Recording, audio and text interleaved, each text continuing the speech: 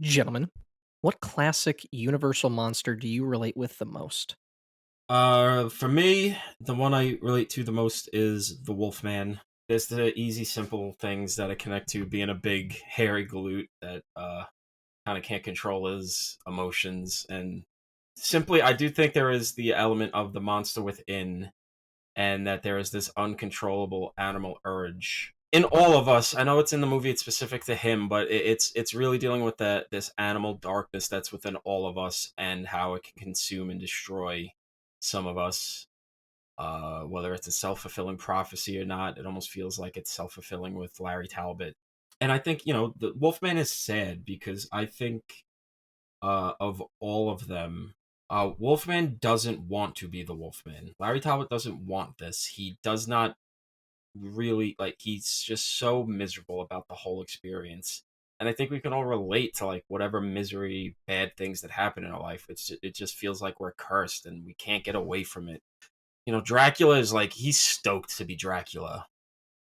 Frankenstein, he's not sentient really in the first one, but he doesn't want to die. He fights back. He tries to survive. He wants to be alive. He wants to have fun and play with the little girl before he drowns her in a fucking lake.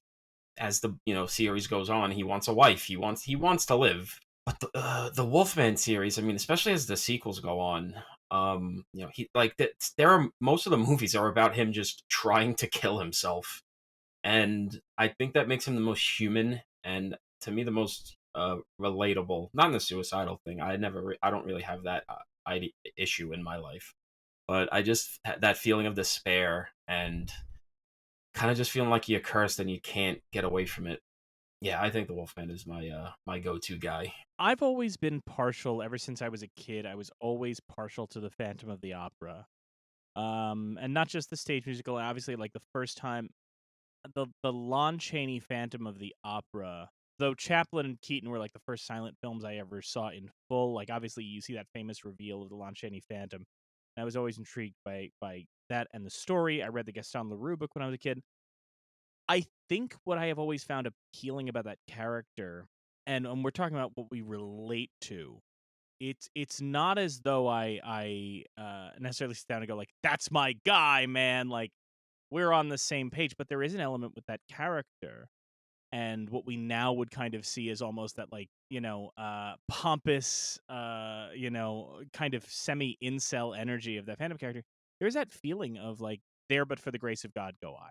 Like for as much as I may have had moments in my life where I felt like a bit of an outcast or unpopular or anything like that, I certainly I never let any of that fester into rage, right? I never became that to date myself, that very old I studied the Blade meme that used to float around back in the day. I never became one of those people, but I look at something like that Phantom the Opera character, and there was something always about that where it's like, oh yeah, this is the potential dark side of this, right? This is if you get a little too high on your own supply and you start blaming everybody else for your problems. Like, this is where it could go because the character is an intellectual. The character is, has his charms enough to entrance, Christine Daae and so on. But he just can't see past himself. So it's very much a cautionary tale that I've always found very engaging character.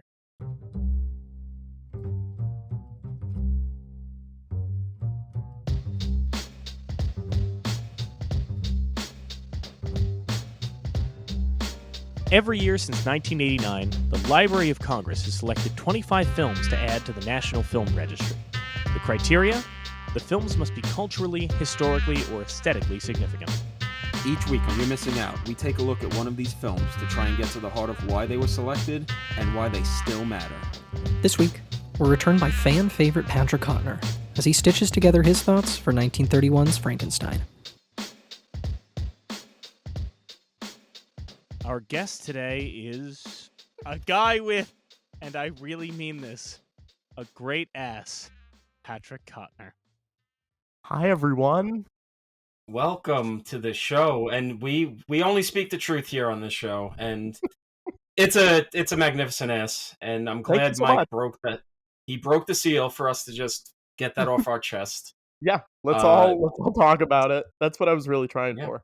I think what's really great about that is that we're not even 1 minute in, and even if I hadn't said the name Patrick Cotnoir, listeners of this show know it's a Patrick Cotnoir episode because Well, yeah, Oh, God. they saw it on their podcast app. no, that's true. Patrick, thank you so much for joining us in what is now our annual tradition here on You're Missing Out. Something you guys look forward to or dread? I would say largely look forward to. I would Okay. say I would say I forget until Mike tells me we're playing a PlayStation 2 Star Wars game this Friday, and I'm like, oh, right. That is a bit we do now. It's one of those things where like 9 times out of it's so funny because anytime we talk about the show anywhere else, Tom was just on Robert Bellissimo's YouTube show, and he was talking about our podcast and asked what it was, and he was getting one of the people on there, the guy who hosts Robert was talking about what's great about your show is like you're not trying to be comedians or outsmart the movies or anything like that. Like it's not really about bits or anything like that. And every time I hear somebody say that, I'm like, that is true 99% of the time. 51 episodes out of the year. Yeah, 24 out of 25 episodes a season, that's true. And one episode a season, we just kind of hand over the reins, honestly. First of all, season 1 you came on for Star Wars, which is a very popular episode, gets a lot of listens, despite the fact that by 10 minutes in, all three of us go, what can you say about Star Wars, really? I mean, it's a great point.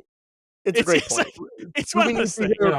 We need to hear a bunch of white guys talk about Han Solo. You know what I mean? Not really is the answer. And then season 2, you joined us for How Green Was My Valley. A classic. Which broke new ground for us on this podcast because normally we have people on who have strong positive feelings about a movie.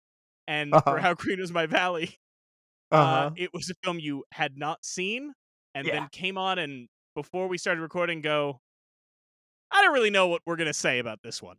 So broke new ground in the program. Yeah. It was a movie where I watched it for that show. But if you asked me anything about that movie, even that afternoon after I watched it, I'd be like, I don't know. Coal mines? Was that what it was about? They're miners? Yes. Okay, great. Wait, are you great. Okay, you are sincerely asking. That was real. Okay. That was real. Yeah. And now you are here to talk about Frankenstein, 1931's James Whale Universal Monsters film. And that is a film that I know for a fact you've seen before. We are all big Universal Monster nerds here, so that is it's and there's so much to talk about. It's one of the foundational films, one of the most influential films ever made. It's so good that even with hours to talk about it, we may not cover it. Yeah. But thank God we've got the full runtime of this podcast to talk about that. Mike? Yeah, Mike? yeah. What's up? You don't remember? I don't remember what, Patrick. That we're all supposed to be talking about 2002 Star Wars Bounty Hunter? Oh, that makes. I mean, I've been playing it. I thought I was just doing that for kicks. That's great. I'm glad. Now I'm glad we have an excuse to talk about it. Now it's making sense why there was a big chunk of Friday that I don't remember. And look, I'm so glad that we're talking about it. Because I definitely played 3 levels and said, this is too hard, I can't keep playing, and then stopped. Patrick, what did you get through, Mike? What did we get through? 2 levels? We did 2 levels, and then after 2 levels... Now, the funny thing is, Tom doesn't know this, by the time we got through the 2nd level, I had developed a splitting headache. Because I have been in the process of moving, I have not been sleeping well, it's been a nightmare. So I developed a splitting headache, and I was trying to I was like, I'm going to buckle down and commit to this, like however long we're going to play for. And after level 2 ended, in pain, Tom has no idea, and he just goes, yeah, that's enough of this. I'm not doing this. And promptly deletes the game from his system before I even leave. I watch him delete it. Well, let's save it. Let's talk about that when we get to it. Let's talk about Frankenstein, because I got a lot of feelings about Bounty Hunter. I agree. I'm just saying there is a little connective tissue between these. There's a couple things we can touch on. but it's just important because Frankenstein, obviously, the creature is terrified of fire, and in Bounty Hunter, everyone should be terrified of fire because once you gave Tom the ability to light things on fire with a flamethrower, no one was safe. No one was safe. No. Yeah, I was like a landlord in the Bronx in the 70s, just lighting everything on fire. My favorite thing when you do that is when they scream, "I've done nothing wrong." That's my favorite part of that game. I loved when they just said, "I'm on fire." It's good to know. It's good to know that the guy running around on fire is on fire. So for everyone listening, just so you know, yes, this is going to be, we're going to talk Frankenstein. We are also going to keep our commitment and talk Star Wars Bounty Hunter. And by the end of this, Patrick will also reveal what Star Wars ephemera we are obligated to discuss next time around. And who knows? Again, maybe we can draw some parallels. Maybe there's some connective tissue here. George is a big Frankenstein fan, you know? Frankenstein did influence, the way he depicts Darth Vader, especially in Revenge of the Sith.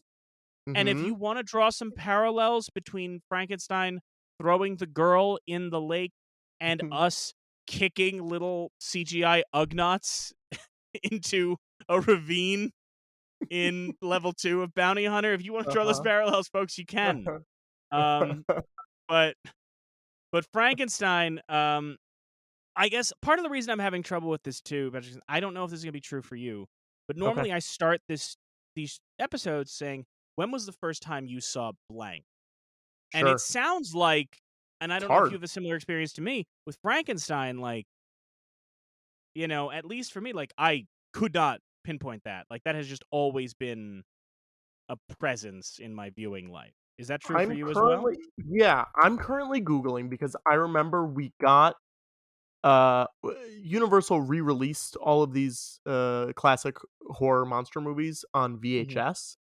Yeah. This is not, well, here's the problem. The VHS that I had says 1991, and I was not born until 1992, so I can't even give you a year.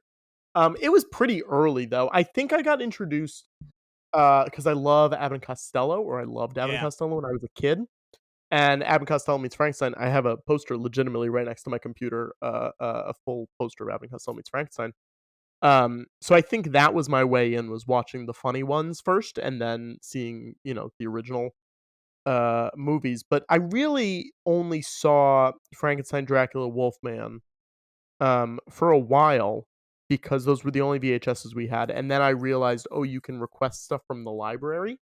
So that was when I started going a lot deeper, getting the other movies or getting books about it or whatever. And then the DVD sets came out with all the movies, and then the Blu-ray sets came. I've owned this movie on so many different formats, but I have all of those Blu-rays that came out, and there's so many of them, and I like all of them for different reasons. Frankenstein was sort of my second guy out of the big three. It was Wolfman, then Frankenstein, then Dracula. I don't really care about Dracula that much.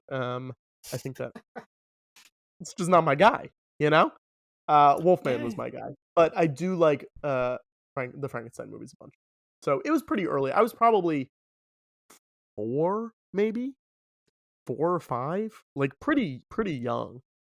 My father was a huge Universal Monsters movie guy. Still is. I mean, we have so many statues and dolls of these characters.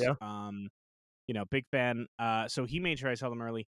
I truly have no idea when I first saw these things because they're just embedded in my mind. Like, not just from watching them on tape, too, because like they would also be on like the basic, television channels on like a Saturday morning. You would get like either the kaiju movies or the martial arts movies or the monster movies, right? Like we didn't get, Svengoolie is obviously like a Chicago-based host, but like whatever your Svengoolies of New York were at the time, like kind of playing those old monster movies. So, the sequels, as you acknowledge, like the other sequels, the Frankenstein sequels, it's a weird thing where I had seen them all and couldn't really track them all so much that I, even to this day, do not fully remember what things happen in what movies. Right? Yeah. Like there's so many things from Bride that I think happen in Frankenstein or vice versa. the only ones, like the only sequels of any of the Universal movies that I can distinguish are the ones that are so fucking weird that you can't mistake them for anything else. Yeah. Like, the one where Igor putting his brain in Frankenstein's body and then being Bela Lugosi. You're like, Yeah. okay, that one, I know when that one was. Or The Creature Walks Among Us, when half the movie is the Love creature from the Black Lagoon in a This person is my body. Tom, have you ever seen the Creature from the Black Lagoon sequels?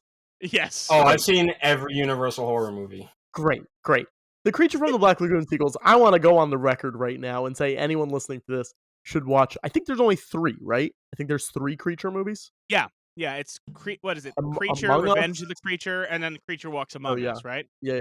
I think there's 3. I mean, I could double check while we talk about. They are crazy. Yeah, they're crazy and they're so insane, and people should go check them out because each one you're like, well, that first one, yeah, that's a weird one, and then the second one you're like, what? That's a weird one, and then by the third one you're like, they're just making him into a human again. Okay, sure.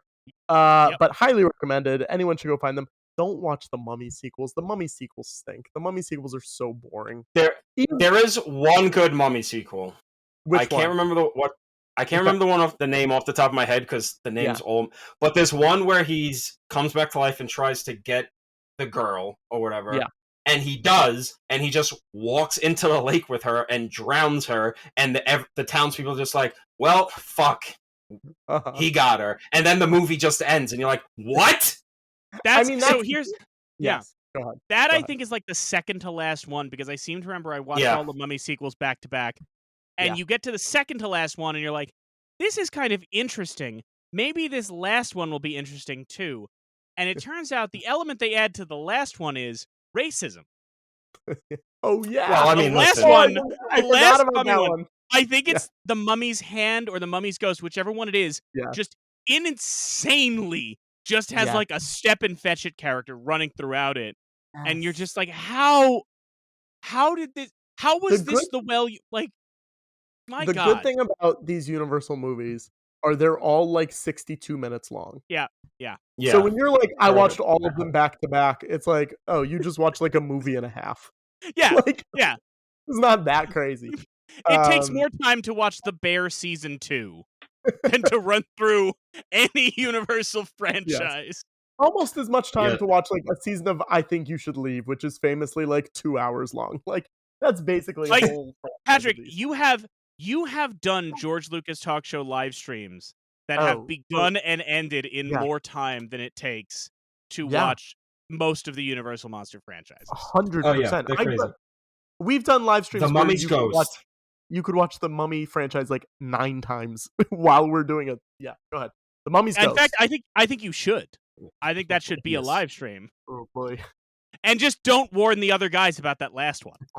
Just don't warn them. And wait to see what happens. Mummy's Ghost, Mummy's Hand, the Mummies. What else? Air Buddies, Snow Buddies, Treasure Buddies, Space Buddies. Yeah.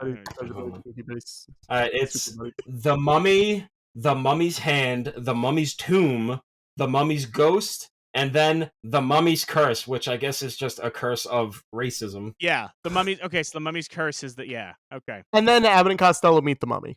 Yes. Which is Tom likes that one more than I do. I just like the boys. I find Abbott and Costello Meet the Mummy to be sad to watch. Yes. Because all the gas is out of the tank by that one. Because that's a late one, too. Yes, that's like the second to last one they do. Right? Yeah. That's one of the last few they did, yeah. That's like... Listen, it's not great, but it's Abbott and Costello. They're going to get some laughs out of me. Yeah. Which is, 1955. Wait, no, it's the last Universal movie. There we go. Yep. That's a tough one. That's a tough one. Yeah. Well, luckily they had their hit TV show to keep them going. All right, fine. We'll talk about Abbott and Costello all episode. That's okay with me. Yes, I've given to both Kickstarters where they're remastering the TV show. Yes, I've paid like $75 for each season of the show that I have not watched. I'm doing fine. It's okay. Me too.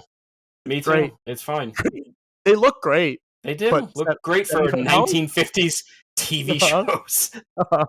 Looks like it was made in 1960. I love that this episode already, 10 minutes in, not only have we strayed from format because Patrick is here, but also we have already made this episode on one of the more popular films. We've already made this impenetrable to anybody who does not have strong feelings on Shout Factory releases. Like we have. I mean, look, you guys can see this. They cannot. That is my complete Abbott and Costello DVD box set right there. That's all the movies.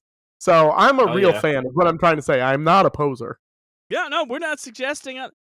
By the way, Abbott is telling me Frankenstein in the registry, so we'll get there one day.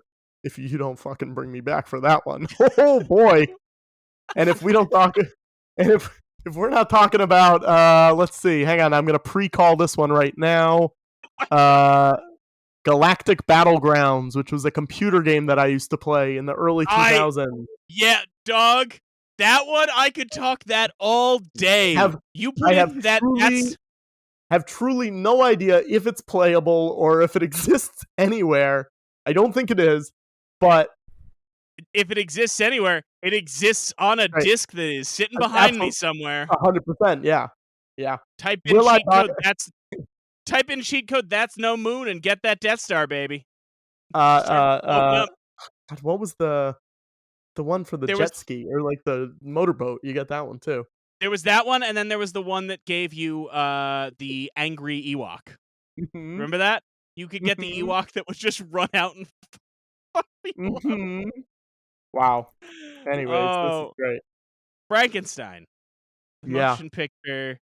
Frankenstein, one of the formative films in American cinema. Also, for the record, Abbott and Costello Frankenstein came out, got in the registry in 2001. That's going to be like 7 or 8 seasons from now. We're in the year of 91. There's 10 seasons before we get to. That was the code for the Ewok. Why Simon Says? Because his name was Simon the Killer Ewok.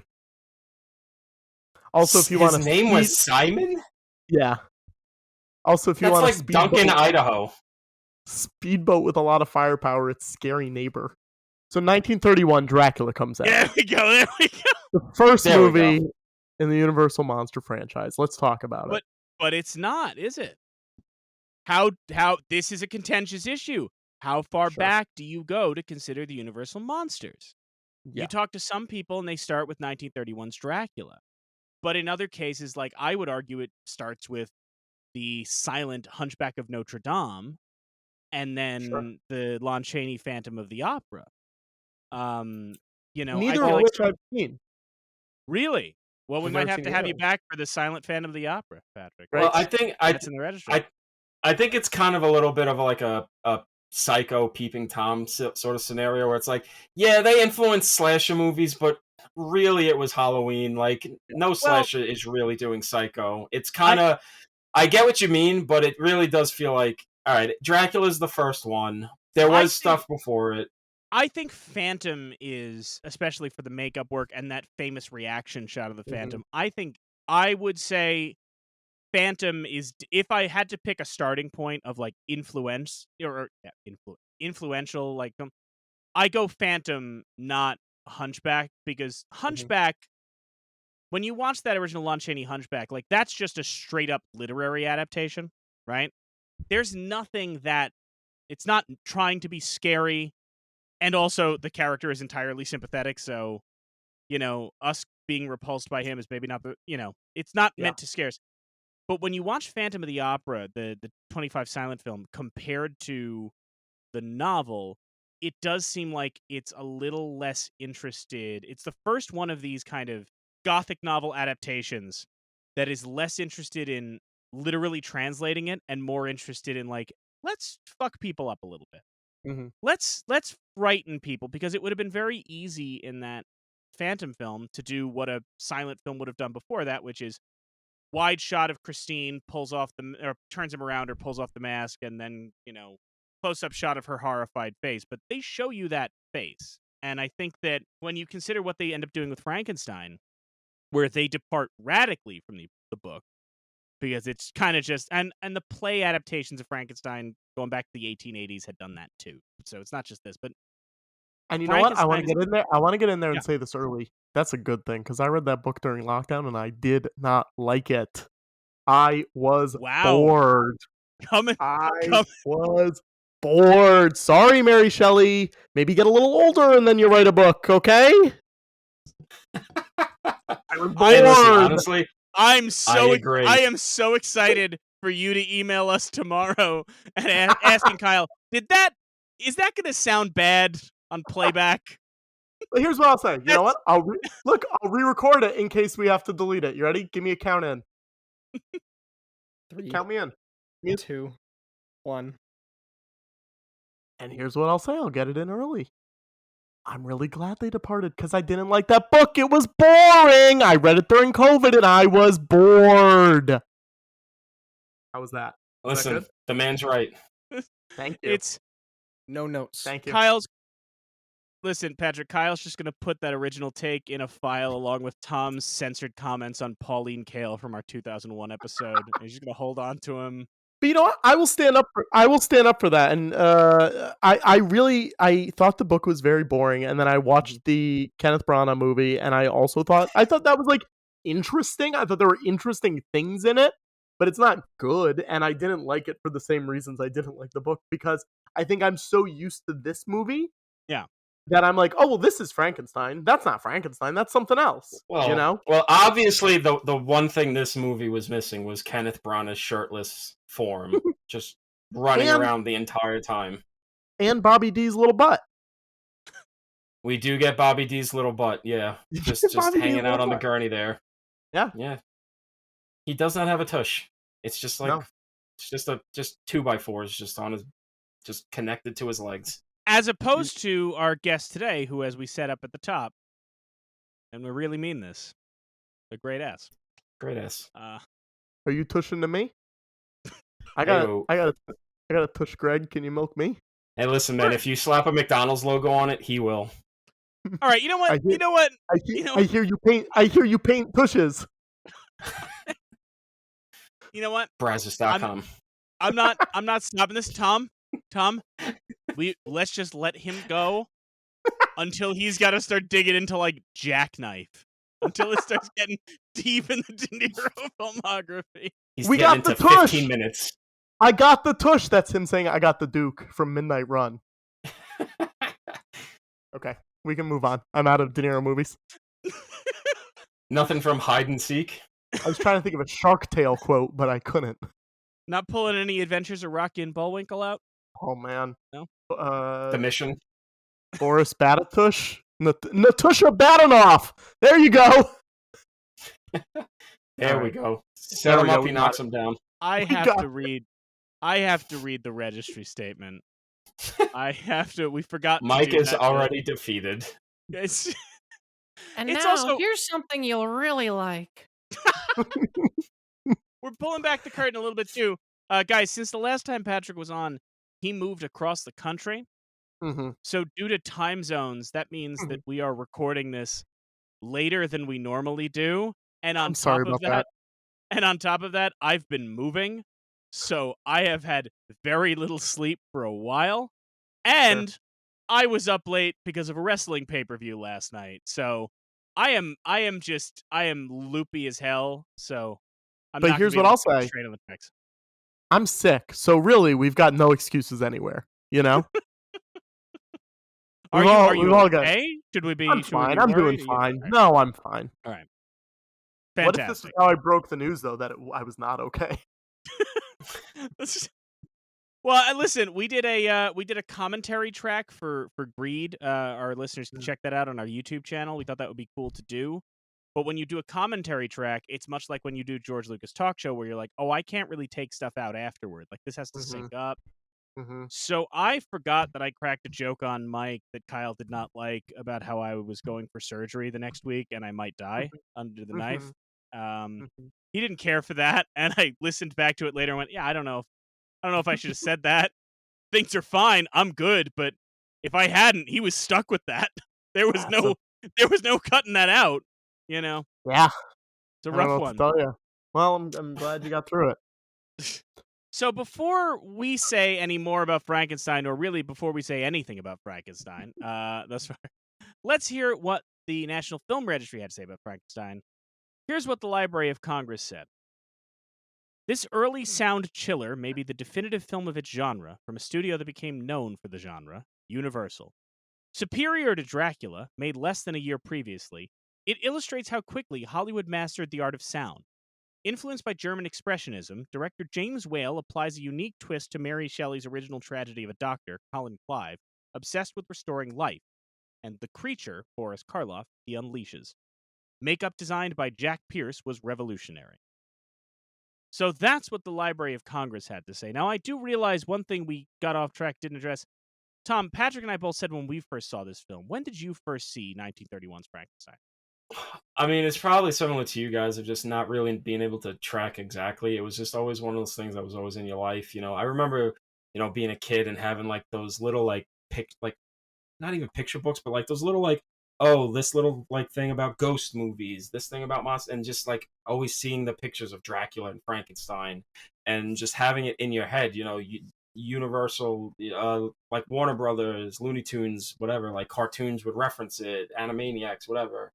Then you see Abbott and Costello meet Frankenstein, and what did I see first? Did I see this? Did I see that?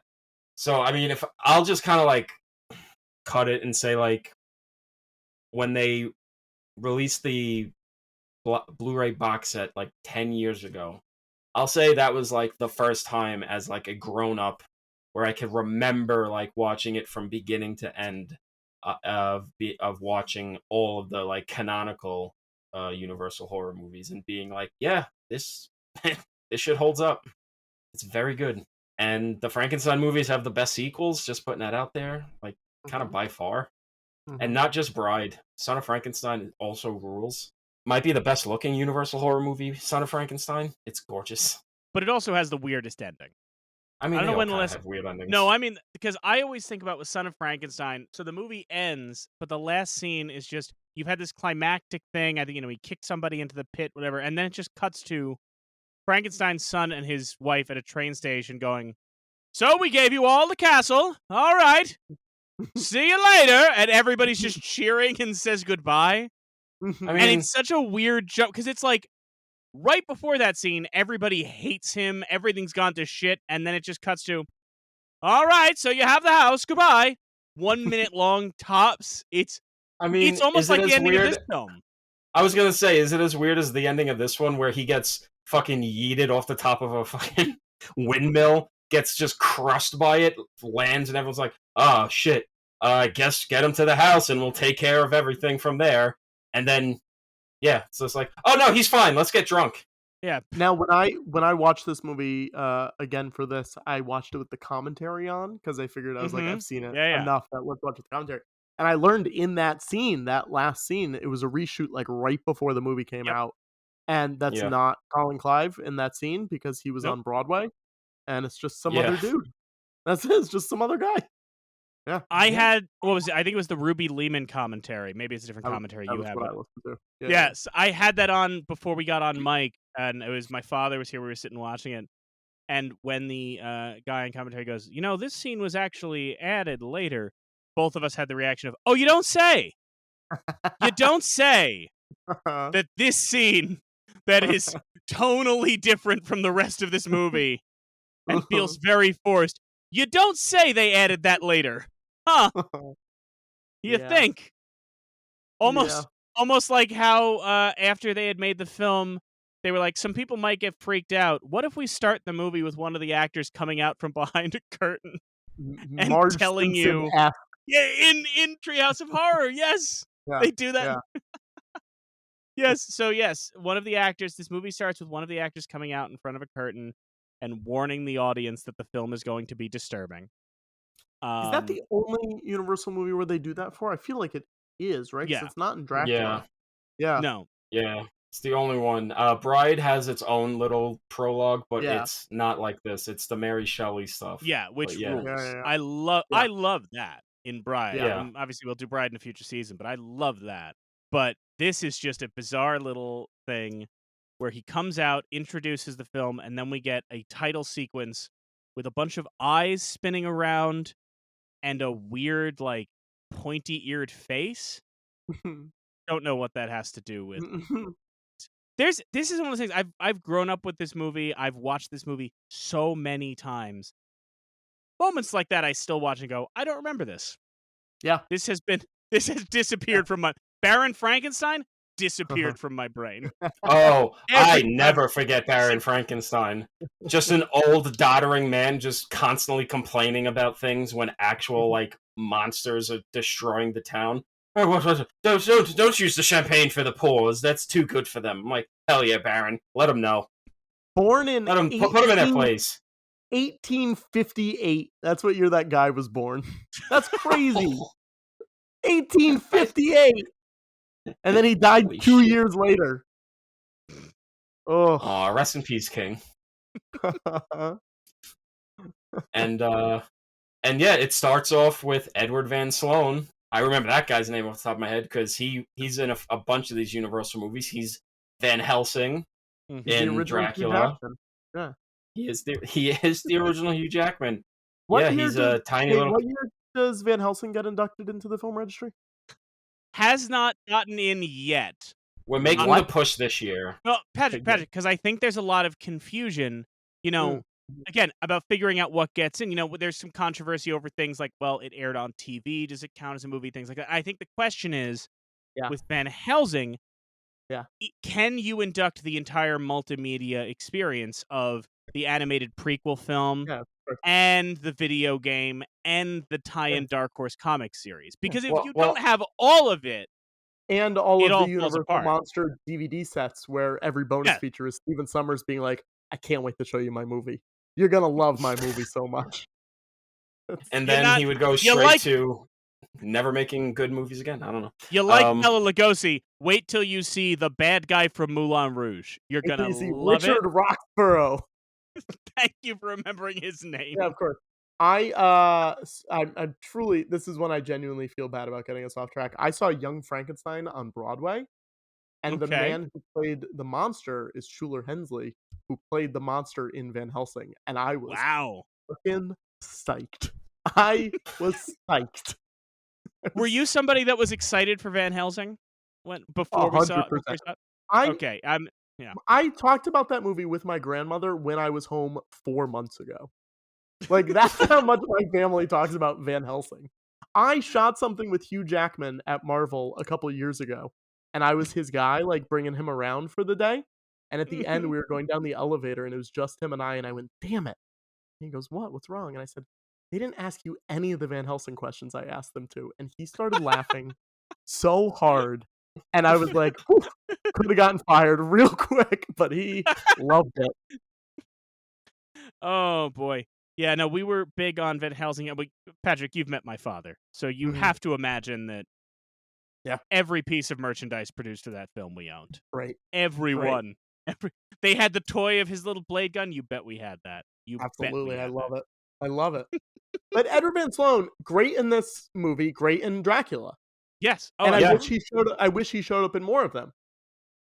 Well, I mean, yeah, I do. I wish he's the best part of the first Dracula sequel, Dracula's Daughter, because that's a movie I wish I liked more. It's like a good idea, but they kind of don't really go anywhere with it. But he continues on his Van Helsing. I'm like, yeah, love this guy. He brings the weird energy you need for these movies. Like he kind of he knows the assignment, as the fucking kids like to say. But I love that guy. It's nice that they have Karloff for 3 of these. Yeah. Yes. And it's kind of wild that they lose Lugosi until Abbott and Costello. Mm-hmm. Like, it's crazy that it takes them 17 years to get him back. And it's the whole Universal and Bela Lugosi thing is just so, like, it's so sad and tragic. Like, and it's crazy too because the guy who directed Son of Frankenstein saw how they were fucking abusing him and basically paying him dirt cheap to be in it. Yeah. So Igor wasn't really supposed to be any sort of character in the movie. It was going to be like he was only getting paid per day for shoot. So he basically rewrote the script to make him like ostensibly the second lead of the movie, getting him paid more than Karloff. Oh wow, I did not know that. Yeah, he was like, it's kind of fucked up. Like They basically ran you out of Dracula. They're trotting you out to be Karloff's second in all of these other ancillary movies. Yeah. They're not paying you shit, and it's not cool. So we're going to just rewrite the movie, and you're going to be the bad guy and act your ass off, because Igor is great. The guy who they hung and he wouldn't die, so that's why he walks around like that. Love that shit. Just his neck's just sticking out. And the whole Lugosi stuff is so fucking sad. And and he was originally considered for the monster in this too. Yeah. It was originally before James Whale came on. Bela Lugosi supposedly was in talks, and also Leslie Howard was apparently considered for the scientist role. And then Whale comes in and decides, no, it's Karloff, it's Colin Clive. Which is he just sees Karloff at the Universal lunch area, just like, oh, look at that big guy. He's got to be he's the creature. Yeah. All right. And he's not wrong. Good. No, he's not. No, it is one of those things where it is even now, almost 100 years later, it's hard for anybody to beat what Karloff did. And except some of the guys in the sequel. Well, obviously, but we're gonna keep it just to the filmic versions. We can't, bring it to this stage, because obviously he takes the cake. Yeah. Right. But even now, it's just like, well, what do we do? Like, everyone just thinks of the big guy with the flat top and the bolts in his neck. Like, what? How do we even compete with that? I'm trying to think of any other solid Frankenstein's monster performances post Abbott and Costello. Yeah. Have there been any that have been like very good? I think it's tough because the temptation for actors, I think, is like you either are doing an imitation of Karloff, or because I think the issue is, as opposed to something like, let's say, and I hate that I'm pulling this of all things, but when people talk about, the people who have played the Joker, right? Sure. There's at least different source material versions of that character to draw from. Yeah. And either we like the choices they make or they don't. But it's not like you're just comparing it to either like the book or Nicholson or Cesar Romero, whoever played it first. Whereas with Frankenstein, Cesar Romero played it first. Yeah, you know what I mean. Yes, Cesar Romero did play it before Jack Nicholson. Yes, yes. But with Frankenstein, right? The pitfall you fall into is like the Karloff performance is so iconic and also so radically different from how that character is described in the book. Mm-hmm. That if you're an actor, you're either playing Frankenstein in the mold of Karloff, in which case you're just going to be compared unfavorably to Karloff, or you're trying to do like they do sometimes in Van Helsing or some of these things where they're like, no, I'm actually going to be more like the smart monster from Mary Shelley's book. But the public knows the Karloff monster so much that you'll just be unfavorably compared to that even more. It looks silly. It looks silly to do the smart monster at this point. Yeah. There's no winning. And it's tough too, because if you're doing the book accurate monster, it's going to look like the Kenneth Branagh one, where it's like, oh, he's pieced together and he's got all these prosthetics and stuff, and it's just like, De Niro, God bless his heart, he tries, but he is just so like, I kinda can't talk. Yeah. I keep my promises. And you're like, all right, buddy, like, I'm sorry Kenneth did this to you, but nobody's really gonna. I liked Christopher Lee in the Hammer movies as Frankenstein, but even still, it's still similar to what Karloff's doing. They just make him look grosser. Was Dark Universe going to be Javier Bardem? Am I misremembering that? Wasn't he supposed to be Dracula? Who was Frankenstein going to be? Did they never say? I don't think they ever said. He wasn't going to be Dracula because Dracula Untold, is that what that movie was called? No, that was not going to be a part of it. Or they didn't figure out, or they didn't decide if it was going to be a part of it or not yet. They didn't decide. I think that's what it was. Yeah. So Bardem was? I think he was going to be the creature. Yeah. Yeah. Okay. Because it was going to be Bill Condon doing they were going to start with Bride of Frankenstein. Well, according to the Dark Universe wiki, that's also the fandom wiki, Yes. It was Dracula Untold was part of the Dark Universe. Yeah. Then 2017 Mummy. Well, hold on, no, because their wiki counts The Invisible Man 2020 as part of the Dark Universe, and I don't think it Yeah, wants which that is on. not true. And also Not Renfield true. 2023. Yeah. So they're just counting movies Universal's made with characters in And the monster. and The Invisible Woman, a movie that got announced and I cannot imagine is happening anymore. Remember they announced that? Banks? Yes, the Elizabeth Banks Invisible Woman movie. Don't remember that. Yeah, they And announced it was that. also Never happening. confirmed not the crossover with the Invisible Man, where it's just like, Yeah. What are we doing? okay, To what okay. end? sure. It's You guys, They- you they guys don't are gonna know. tell me you guys saying you're gonna make an Invisible Agent movie and then not cross that over either? Come on. I don't remember any of the other It's- Invisible Man sequels. The Invisible Man Returns with Vincent Price. Hell yeah. Oh, Yeah, sure. Patrick, rule of thumb, if you don't remember a title of a Universal franchise Yeah. sequel, just go with Returns or Revenge. You're probably Returns, Revenge, or House of. You're probably nailing it with one of those three. Yeah. There's one of those in it's a every good one, rule. right? It's a good rule of thumb. Yeah. Everybody's got a house. It's how it Sure. works. Except the creature. The creature walks among us.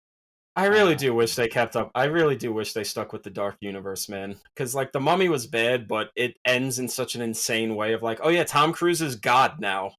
Yeah. He's just like, what's gonna happen next? I need to know. That's insane. I don't know. It would be kind of amazing if, like, tomorrow they announced they were doing another one.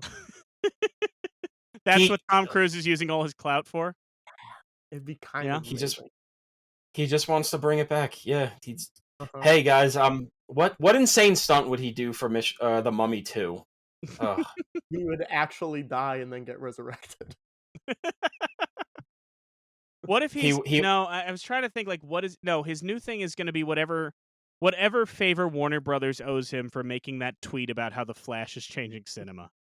Whatever happened there for Yeah. his contractually obligated tweet, that's what he'll be doing next. Remember when that happened? Frankenstein. Yeah, I remember when that happened. Frankenstein. 1931's Frankenstein. We're all Frankensteins here.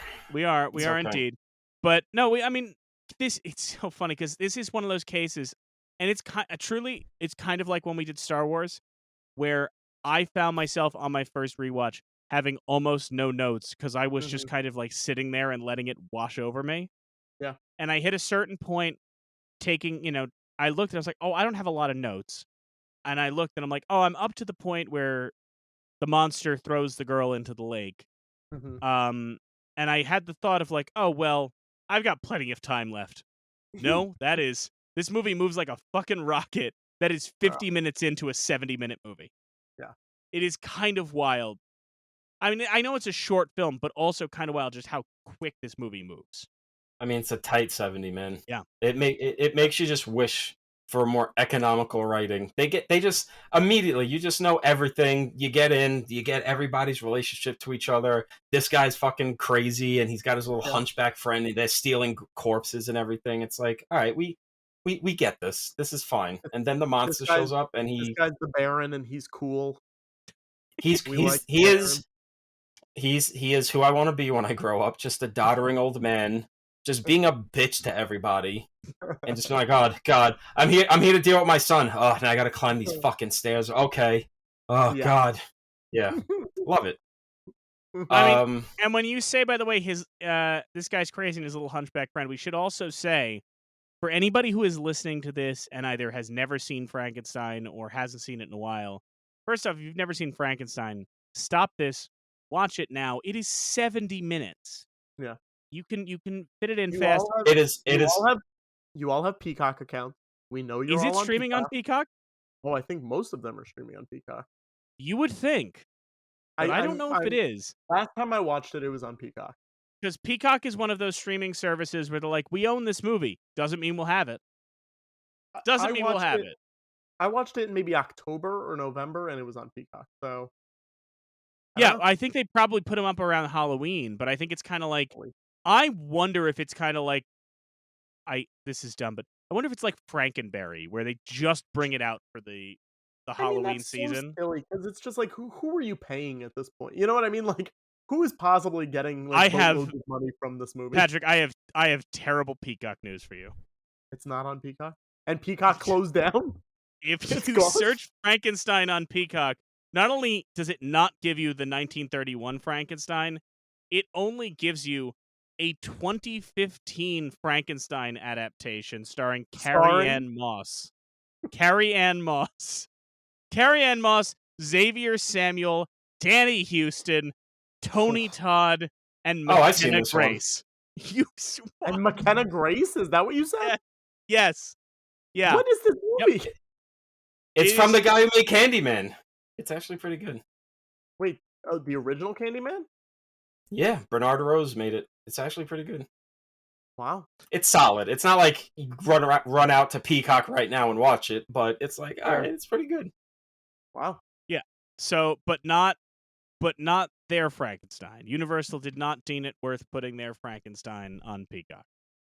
You know, they Yeah. probably saved like 50 cents in taxes not having Frankenstein on their fucking service. It's Like, it's good. Can you imagine? Like, this is the stuff that baffles me. Is like, we as film nerds, the only people willing to pay money for this stuff.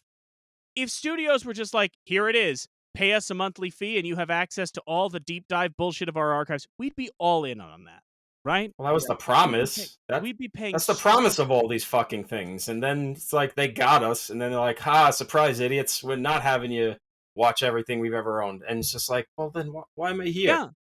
Now, Yeah. I will say this. I did Google some images from this movie, and all of the promo artwork looks a lot like Hyde, the Vinny Chase movie from the Entourage movie, where he is a DJ Jekyll and Hyde.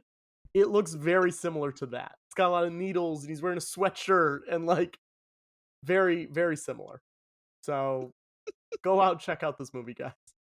I mean, if there's any way we could get you guys to watch Frankenstein, it's by connecting it to Entourage. So I Let's- think I was. Let's confuse the Peacock executives, where they're like, why did 75 people just watch the 2015 Frankenstein movie?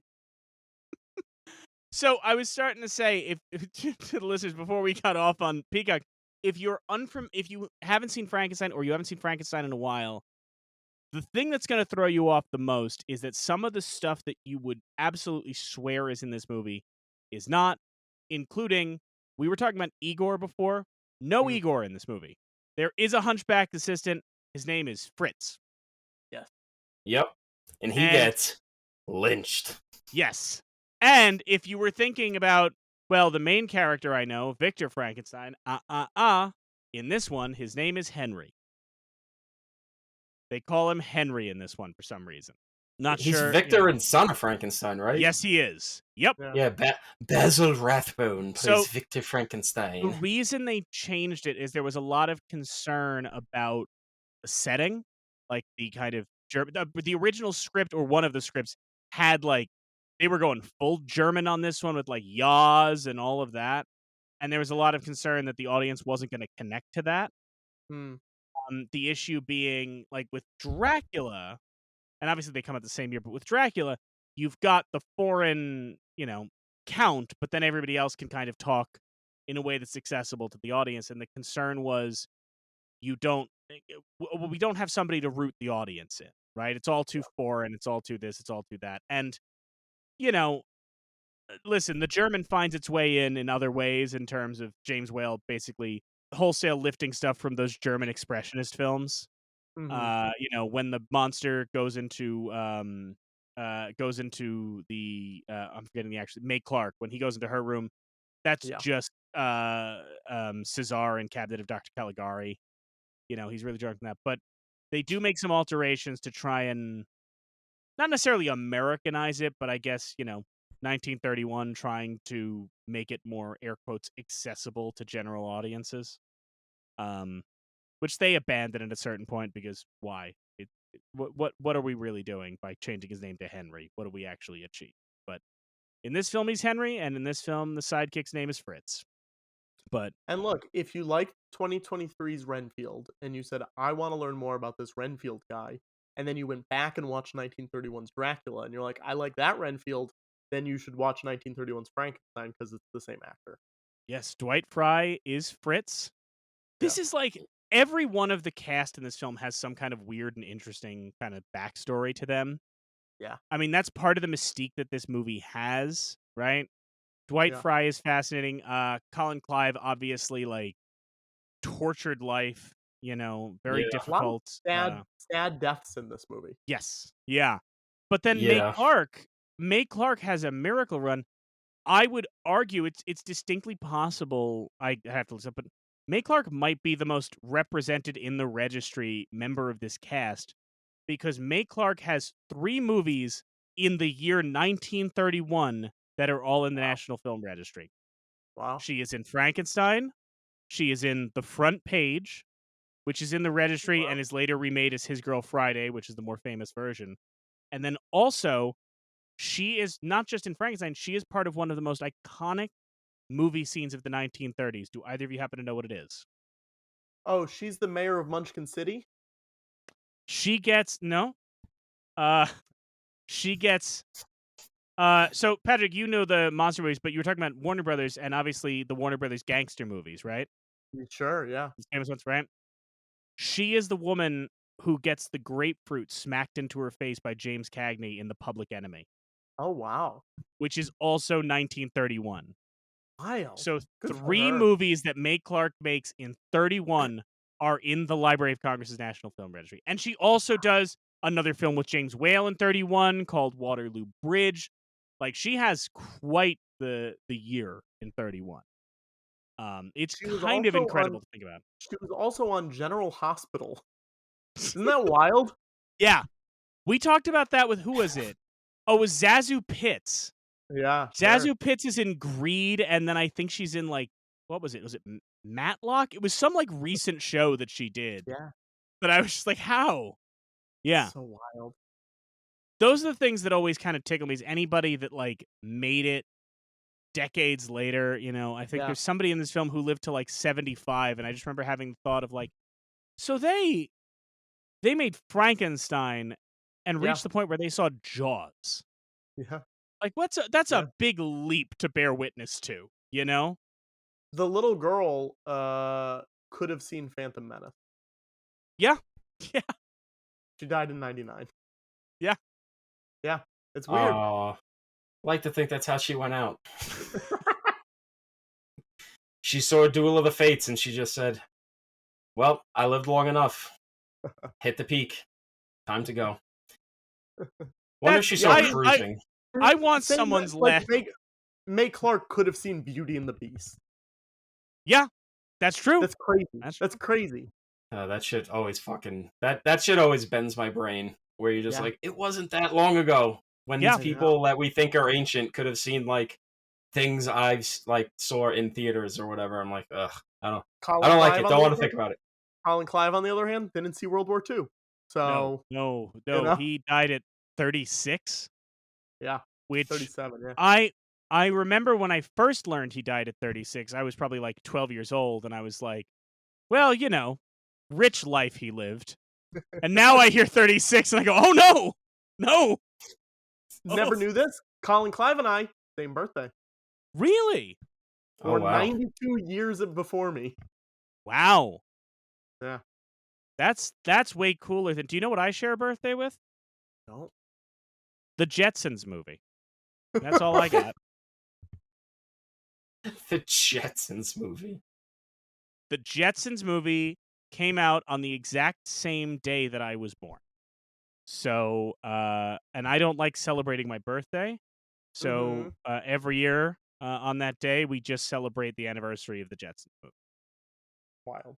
That's how we commemorate it. I get it. What's your guys' favorite scene in this movie?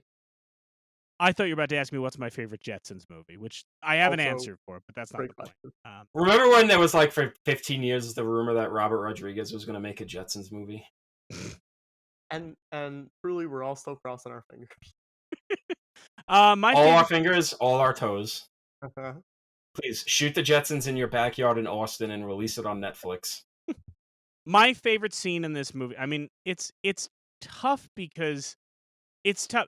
my favorite scene, I mean, it's there's the obvious answer of the "It's Alive" sequence, which everybody says because it's so formative. But watching it this time, I was kind of so struck by the opening and that those impressionistic shots of the graveyard or expressionistic shots of the graveyard and that looming, Grim Reaper statue and all of that, where you're just like, it's such a striking image that it kind of tells you all it's that image is the perfect setting of tone for spooky Halloween movie. Like it's the perfect thing where once you see that, you get this feeling of, oh, we're in good hands here. So, Tom? I think it would probably be when the creature kills Fritz, because it's just so shocking, and like you said with the opening scene, it sets the tone for the rest of the movie of like, you now know the creature is a danger, that, and it's not in shadow. You don't like see his shadow hanging on. You just see him strung up in the cell, and you're just like, wow, okay. It's like, not even a year before in Dracula, you're not seeing much. It's a lot of it's left to your imagination, and then in this, he just hangs this guy, and then it's still shocking, but you've been set up when he kills the little girl. You're like, oh yeah, he's just this destructive force, and then he fucking throws Henry off of the windmill, and you're just like, yeah, this is what he does. He will just kill people. And yeah, it always strikes me when I watch it. I'm like, yeah, fuck, they don't hold back in this movie. I really like when the dad is carrying the daughter after she gets thrown in the lake. Oh my god! I think that shot of him walking through that town, it's amazing. It is. And about the censorship, right? I mean, which? Well, so I mean, yeah, that's true. There's a lot of censorship, but the fact that like in an effort to censor this movie, one of the things they cut in a lot of states was the monster throwing the girl into the lake where she drowns. But because of that, when you watch the movie without that scene, the last thing you see is just the little girl and they're playing and the monster reaching out his hands to her, and then it cuts away. And then you see the dad carrying her body. And since you cut out him throwing her into the lake, it's actually much more upsetting. Yeah. And I've seen the version that has that scene cut out, because him just carrying the corpse implies something much worse than what the movie shows you, which is he innocently like flings her and doesn't realize like is going to drown. Like it implies a lot. And maybe that's a better cut, because her in that lake is not that intimidating. You know what I mean? Where you're like, she could get out of that. She could get out of that lake easy. She could just. Well, in fact, she could get out of that so easy. She didn't do the scene right to James Whale's satisfaction. Oh, really? I don't know about this. So there's a story where like she just like, I forget, she didn't play it right, or like you could see her in the water or whatever. She's being difficult. And James Whale basically told her, like, if you do the scene right, if you do it one more time for me and you stay under the water until I tell you to stop, I will buy you anything you want. Like, I will get you anything you want. And I forget what it was, whether it was ice cream or cake or something. Yeah. But apparently her mom was obsessed with her diet and not letting her eat anything. So she wanted some kind of treat. Oh my God. And like James Whale got her a treat, and like that's a cute story to hear told in like a documentary, until you think about the grimness of her mom didn't let her eat.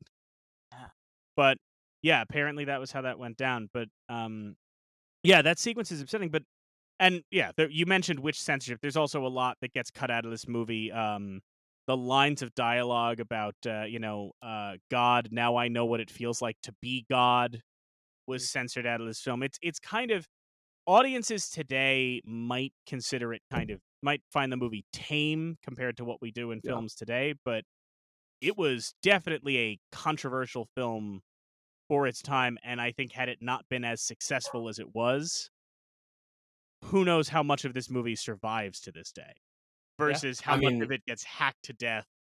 I mean, that's the lucky part. That's even with the success, it's still a miracle that any of it existed. Any of the excise stuff existed, because back then they just throw that shit in the trash and just be like, all right, we're done. Like it really is crazy that any of it survived, and you can tell like the restorations on these new Blu-rays and like the 4K discs are good, but it's still very clear that that was a scene that they must have pulled out of some musty ass warehouse because there's only so much they could have done to it. So it's Well, a miracle. It's interesting, the scene with the God, I know what it means to be God thing, that doesn't get found properly for decades. They had the footage, Yeah. but they didn't have the sound until somebody who worked at some movie house was like, oh, I have the original record. Oh, no, it wasn't a movie house. It was a DJ at some radio station. Because the early days of sound, before the sound was on the celluloid itself or whatever, they would just have LPs that you would sync up to the movie. And some DJ at a local radio station in California one day was like, oh, yeah, we had these boxes of records from a bunch of movie houses, and like, I got Frankenstein here. You want to? He invited his buddy over to listen to it, and it was suddenly like, holy shit, this has got the line in it, and that's how they salvaged that audio, from what I heard. That's so fucking crazy. I mean, it says the shot of the girl being thrown into the lake wasn't found until the early 80s.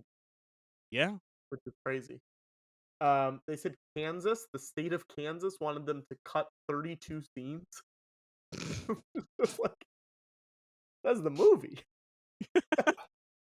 So in Kansas, if you went to see Frankenstein, you just saw the Baron. It was just the zany adventures of the Baron and his liquor. You got. I'd watch it. Kansas gave you the Rosencrantz and Guildenstern are dead of Frankenstein. It's just Lion King 1.5. They shot more scenes with the Baron. Specifically. Listen, I said it, I'd watch it. But yeah, I mean, it's a miracle any of that stuff existed. And I don't know. Maybe it's just me, but I don't think the Universal Monster cycle would really exist if this one wasn't a hit. Oh, not at all. Yeah. Because even with Dracula, like, part of it is Dracula doesn't have the iconic makeup and creature design that Universal had become so well known for. I mean, there is a reason why we obsess over these movies as kids, the same way we obsess over Star Wars aliens or, kaiju monsters, which is they look cool. They have a distinct look, they have a distinct personality, and it is a thing where, I mean, maybe it's different for people today, like kids today, because you can watch movies whenever, but like, we couldn't watch movies whenever, but you could go to the library and you could get the book about movie monsters, and you could look, and there were pictures of Frankenstein and Jekyll and Hyde and the Wolfman and all that, and you could be so entranced by just the look of those characters. And I think you don't get that. Yeah. Yeah, no, I was going to say, in our elementary school libraries, we had, I don't know if you guys had these, they were hardcover picture books. They were orange. They were from the 80s. And it was like, the one we had was Frankenstein Meets the Wolfman, the movie. And it was just a picture book of Frankenstein Meets the Wolfman. A movie I didn't see until I was probably 18 or 19 years old. Like, it just took forever. But I knew the plot of this movie because of books like that, which I can't imagine those books are still in libraries for kids. I mean, they probably listen. We don't fund our public schools enough. They're probably still there. Yeah, there are. Yeah. No, go ahead. No, you were saying. Please go ahead. No, I was gonna say it's wild when you look at like the timeline of these movies, because the next big one is Invisible Man, probably, right? 1933. Well, you know what's interesting is I would argue that there is a movie that was big for its time that has fallen out of favor. If you look at the way people talk about the great Universal horror films, right? Yeah. I mean, there's a couple that fall out of favor. Like, nowadays, if you're talking about Universal horror movies, nobody talks about the Black Cat unless you're like a deep cut nerd for this stuff. But the one that I think falls out of favor too, The Old Dark House. Mm-hmm. Yeah. The Old Dark House is really revered for a while. I think the thing is, Universal produces a bunch of horror movies, right? And they have a bunch of great horror movies. I think what happens is once modern day Universal starts leaning into the Universal Monsters branding, it necessitates them having like specific iconography. So any of the films, even if they're great, even if they're noteworthy, that don't fit that, right? Because they stop when you talk to people of a certain age, if you listen to, I'm going to invoke a person here, I apologize. If you listen to John Landis talk about the Universal horror movies, they're talking about specific actors, right? They're talking about Yeah. Karloff, Lugosi, Chaney. They're talking about those guys. Yeah. By the time you get to like the 90s, Universal starts trying to move away from the idea of like specific actors Mhm. and instead the characters, the Sure. IP of it. And as a result, like something that doesn't fit the IP, so like Boris Karloff in The Brute, right? Or Sure. This Island Earth. Like, some of these things that are actually crap, I forgot. The title just escaped me. But Yeah. any of the movies that don't fit that specific thing, or even like The Raven, right? The Mhm. Poe adaptations, like those are all well respected for time of Universal films, but then they just fall off. Yeah. So when you're talking about the timeline, Patrick, I just wanted to have that in there. That you're right that now when people look at it, like Invisible Man jumps out. I guess Especially Mummy is 32, to be fair. Yeah. So, but But what I was gonna say was like, Wolfman is 1941. Yeah. That's like such a long break in between Frankenstein and Dracula and the Wolfman, which always just surprises me that it took like 10 years before their next like quote unquote main three guy shows up. Well, because I think it's one of those things where what Wolfman represents and then later, Creature represents to another degree is like it's the next stage in the evolution, right? Mm-hmm. It's the next thing that comes along. And Invisible Man too. I mean, I think it's the thing of like Frankenstein, Dracula, those are the movies that charge the idea of like, oh, you could have a central creature at the core of this or something like that. Yeah. Invisible Man and Wolfman are the ones where, now there's visual effects. Now there's, there's not really. I mean, I love Frankenstein. I'm not, but like, it's a movie where it's mostly about the makeup and then also some electrical coils and stuff. But it's mostly like a makeup-driven movie. By the time you get to Wolfman, like those transformations, even though by today's standards, nothing, but at the time, like that's kind of cool. And obviously, they don't even do their first sequel until Bride of Frankenstein in 35. And I do think this is the series that really let them know that okay, this is like we can do this kind of thing.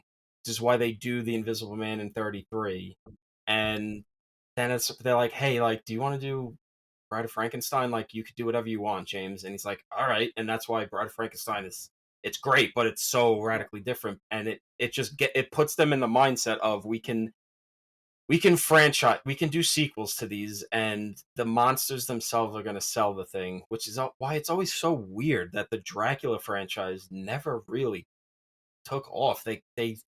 They didn't go back to Lugosi. They kept trying to figure out different ways to bring Dracula back, but not in the same way. Fucking John Carradine plays him a few times, and you're just like, what?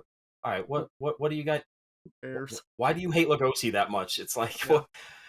It's and honestly, I do think I've said this to Mike before. I think this is the one that really sets it off because Dracula still feels a little like it's in the silent era, and they just have some dialogue. Where this one feels like the first truly like sound era movie they make. This is the one that's like shows what we can do. The sets and the makeup and just like the violence and all of that stuff and the subtext and the cinematography too. Well, yeah, in the cinema, it's a gorgeous movie. It's a lot more alive than Dracula because Dracula classic, all of that, but you kind of watch it and sometimes it's like this is kind of boring. Yeah. It's a little staid, and Lugosi's great in it, but he's just like, all right, it's a little dry. And this one is not. This one is alive. It's alive. But it's like the whole time it's alive with like you're just seeing things you never saw before, and it really, it's this is like the movie of the entire Universal thing. Like I like some other movies more. Bride I like more. Invisible Man I like more. Wolfman I like more. But this is the one. This is like the again the lightning in a bottle moment of we got something. Like this is the thing we can do now. It's a movie that you hear a million filmmakers talk about how much it impacted them. Yeah. even if it didn't influence them, how much it impacted them. I mean, I remember, and I've evoked this before, but like when the AFI did their TV special, doing their first AFI list, talking about the movies, they talked to Mel Brooks, who Mhm. talks about, vividly remembering seeing Frankenstein, and then him and his brother being terrified that night that the monster was going to climb up into their window and attack Yeah. him. And like the impact that has on people. And obviously he goes on to make Young Frankenstein and things like that, but It is so it's one of the craziest experiences watching the sequels after having seen Young Frankenstein your whole life and you're like, oh, he didn't make up a lot of this shit. No. Like the cop with the wooden arm. He did Yeah. not make that up. That is Lionel Atwill inside of Frankenstein. I'm like, oh wow, Yeah. he didn't have to really do much at all. But he did make up the fact that the monster can climb into your window, because I don't think he does that, does he? No. Does he climb up stuff? Not really. No. No, because Come when on, he quote unquote attacks the his wife, they're on the first floor. He just opens the window and it's just like, surprise, here I am. Yeah, not doing much climbing. Yeah, come on. So much so that he can't get out of the burning windmill at the end. It's just like, shit, I can't walk back down. What do I do? Also, I just want to clarify. Obviously, we're working with what time we have and all that, but I want to clarify for our listeners. Bride of Frankenstein is also in the registry. So if you were wondering why we have not yet commented on James Whale and the fact that he was an openly gay director working in Hollywood at the time and all of that, that's because we know we're going to be doing Bride of Frankenstein soon. And if at any point during Frankenstein, if you hadn't seen Bride, if at any point during Frankenstein you went, I'm sensing a little bit of homosexual subtext in this movie, guys, get ready for Bride of Frankenstein, Oh, baby, here where it's coming. we put It's that coming. into full gear. Where Dr. Pretorius. Dr. Pretorius, Love him. incredible, because it really, but Tom mentioning like, oh, we'll let you do whatever you want with Bride of Frankenstein. It is one of those things where like from minute one in Bride, you're like, oh, we're taking anything that could be inferred from Frankenstein, and we're just going, no, we're really going to explore this now.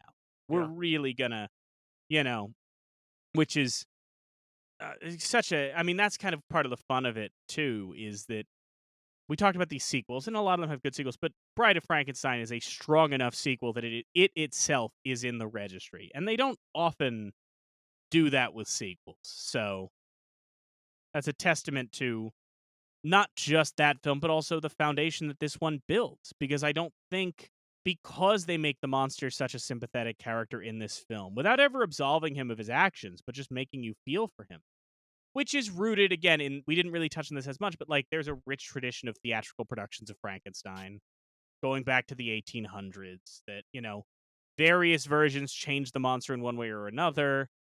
Over time, it sort of morphs from a modern Prometheus story to almost a Jekyll and Hyde kind of thing, viewing like Victor and the monster as a yin and yang. And this kind of pulls from various interpretations of the story. But by making the monster so sympathetic, it does make us more invested in the idea of giving the creature a bride, bringing back the creature, and him kind of reckoning with the world once again in a way that these other Universal Monster sequels kind of have to struggle with. Well, we created a monster who's a bad guy, and the bad guy is now dead, and now he's back. Like the Mummy sequels run into that trouble. The Creature sequels run into that trouble. I mean, not trouble. They turn him into a fish man. It's great, but you get what I'm saying. I think more of A guy becomes a fish. Man, yeah, it's true. Yeah. What if there was a man who was a fish? Yeah, I mean, that was the thing that struck me the most watching all of the Universal Monster movies when they did the 30 film box set. And you just see how like they put even the ones towards the end where they're not as good as these like first Karloff 3 movies, but like it feels like they knew Frankenstein was their crown jewel, and to not send it into like the pit too quickly. Like even at the end, they were still trying to make them like look good and have something going on with them. Where by the end of like the Wolfman movies, and even those have good sequels, by the end of the Wolfmans, you're just like, all right, like just let the guy die. He just wants to die. Let him die.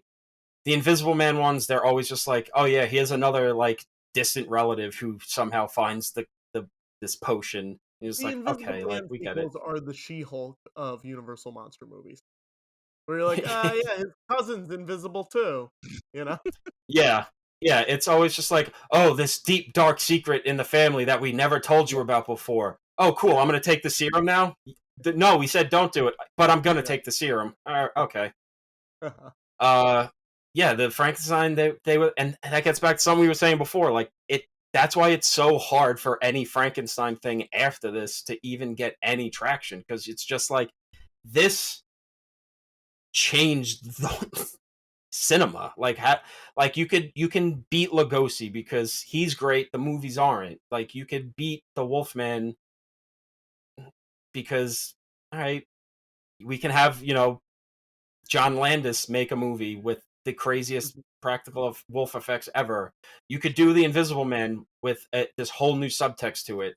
With Frankenstein, it's just like, I mean, what do we even? How do we beat this? Because James Whale, just his mind, how he, Bride of Frankenstein's like the first horror comedy.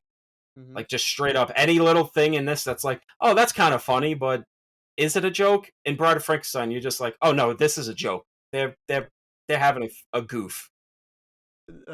I've been buying NECA, the toy company, has been making a lot of good Universal Monsters toys currently. Yep. Yeah. And there's a really good Frankenstein figure that just came out. I really like it. I've been buying the black and white versions, and they did not make a black and white version of the Invisible Man, and I am furious because I'm like, well, why am I buying all the other ones in black and white if you're not going to make the Invisible Man in black and white? So that's my big problem right now. Which is also just like, he's in a coat, a hat, and bandages. Just make it black and white. Why does that need? Yeah, that's just like, what are we doing? I don't have any of those NECA ones, Patrick, but what I do still have somewhere is during the 90s when they did the Ninja Turtles figures as all of the Universal monsters. You remember those? NECA is doing that again. Yeah. I can't do that. I've already been told by my significant other, because I was trying to pitch her, we're living together now, and I was trying to pitch her on, but honey, you don't understand. I know they're not cheap, but they're from the Coming Out of Our Shells tour, which makes them special. Because that was when the Ninja Turtles put down their weapons and picked up guitars, to fight Shredder with the power of music. Yeah. That was not a good sales pitch, apparently. I have nothing to add to that. So, with that, wrapping up this segment, as we always do, Tom, and this one's an interesting year, how do you think Frankenstein fared at the Academy Awards? I think it did 0. That is correct, but there's some interesting stuff here. Yes, it was not nominated for any Oscars. The Best Picture nominees that year were Aerosmith, Bad Girl, The Champ, 5-Star Final, 1 Hour with You, Shanghai Express, The Smiling Lieutenant, and the winner, Grand Hotel. Here's what's interesting about that. 5-Star Final, a movie, seek it out, guys. It's legit very good. It's a movie about basically what we would now call a tabloid journalist digging up a true crime story from years ago and ruining a woman's life. Edward G. Robinson plays the editor of the newspaper, and the reporter he sends to dig up dirt on these people is played by, yes, Boris Karloff. So the same year as Frankenstein, Karloff is in a Best Picture nominee. But that's not the only horror connection at the Oscars this year. Patrick, do you know where I'm going with this? No. 1931 doesn't just give us Dracula and Frankenstein. It also gives us Frederick March as Dr. Jekyll and Mr. Hyde. Oh, sure. For which he wins the Academy Award for Best Actor, tying, actually, with Wallace Beery from The Champ. Yes. It is the first horror performance to win Best Actor. Frederick March wins Best Actor for Jekyll and Hyde. Also the only time that award ties for Best Actor. But yeah, that is a horror movie and an influential horror movie. I mean, we all know the design of that Mr. Hyde and everything. Wins Best Actor. In fact, if anybody wants to get real nerdy, and you can look this up at some point, Patrick, that year at the Oscars, they actually commissioned Walt Disney to animate a short film called The Parade of Award Nominees. And it's Mickey Mouse as a band leader leading a parade, and then the Disney animators actually animated every Best Actor and Best Actress performance that year So marching behind Mickey is Frederick March morphing into Mr. Hyde, Wallace Wow. Beery in boxing gloves, drunk as shit. It's like every performance. You can look it up. It's very cool. But Huh. so I say that solely to say Yeah. Frankenstein ignored at the Oscars unjustly. Obviously, it's a hugely influential film, but it is kind of cool to think that even in 1931, an iconic horror performance is actually recognized in a way that would not be the case at the Oscars for decades to come afterward. So, What would the next one be? Do you happen to know offhand, either of you? a Best Actor win for horror? Yeah, are there any? Arguably, I don't think you get it again until Hopkins for Silence of the Sure. Lambs. Sure. I can't think of anything else close to that. Right? No, I can't imagine pulling anything up else. the list. Here we go. You're looking at Best Actor now? You guys keep talking, but I will. I mean, I'll get...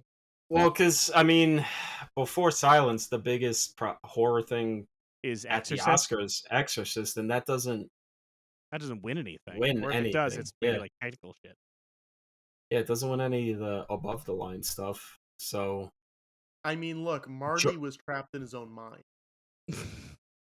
I mean, like, that's there kinda are scary. villainous performances that win Best Actor, but then you're talking Yeah, like but Captain not really. Bligh I'm and like- Beauty on the Bounty. It's not like Yeah, but that doesn't count.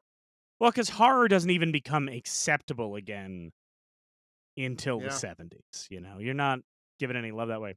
We might find Ben Kingsley and Gandhi scary now. I mean, it. No, it does haunt my night. Tom. What? I want to watch Patrick continue to sweat as he wonders if that line's going to get him in trouble. No, I don't. I think like so. that moment. After you said it, though, there was maybe a pause. Like, is that okay? Are you going to get No, I canceled think like I'm Clone fine with High? that one. Is that good? Okay. I'm fine with No, that one. it's A-okay. All right. So that normally, Patrick, this would be the point where I say thank you so much for joining us and Yeah. but of course, as acknowledged up top, we have more talking to do. So we're gonna have a little interlude here for the listener. Maybe there'll be an ad read, maybe not. I don't know. Kyle's in charge. Neither do I. Tom doesn't even know who advertises on this show. So I don't listen So- to the show, so yeah. we're It's gonna have always a some. surprise. We'll have some fun words from Raytheon for the listeners, and then, and then they did. It's not a real sponsor, Patrick. We don't make that kind of money. Listen, guys, you We're gotta being make sponsored sure- by Logitech and their new controller. Oh God. This will be timely. When this comes out, this will be timely. But we'll be right back, and we will be talking about Star Wars Bounty Hunter. Today's episode, if you were missing out, is sponsored by Fiverr. You may know Fiverr as the preferred source for freelance services, but did you know that they also provide online courses as well? Learn from Fiverr is an online, on-demand video classes platform specially tailored for freelancers and professionals. All classes are taught by top experts who are distinguished in their fields. These courses contain practical and comprehensive knowledge. By taking the course, you'll level up your skills and grow professionally. And by successfully passing the course's final quiz, you'll showcase your new capabilities. And the best part? Pay only for courses you want to take, with no monthly fees. Visit our show notes for more information to see if there's a Learn from Fiverr course for you. Every course you enroll in using our link goes directly to making this show better. Thank you for your support. And now, on with the show. And we are back, and this time we have moved from 1931's Frankenstein to, well, you know what? I'm just going to hand this over to the fella in charge of this segment. As I set off, Mike, the bug main of our podcast. Patrick, what the fuck are we talking about now? We're talking about 2002 Star Wars Bounty Hunter for the, let's see if I can guess, PS2 and Xbox? I know it was for the PS2 because believe it was also for Xbox. Let me pull it up. Oh, excuse me, it was GameCube and PlayStation. That makes 2. sense. That makes sense. I had it for the PS2 when it came out. I don't know where that copy went. I may still have it. But when I knew we were doing this bit, I bought another copy off of eBay just so I'd have it readily available.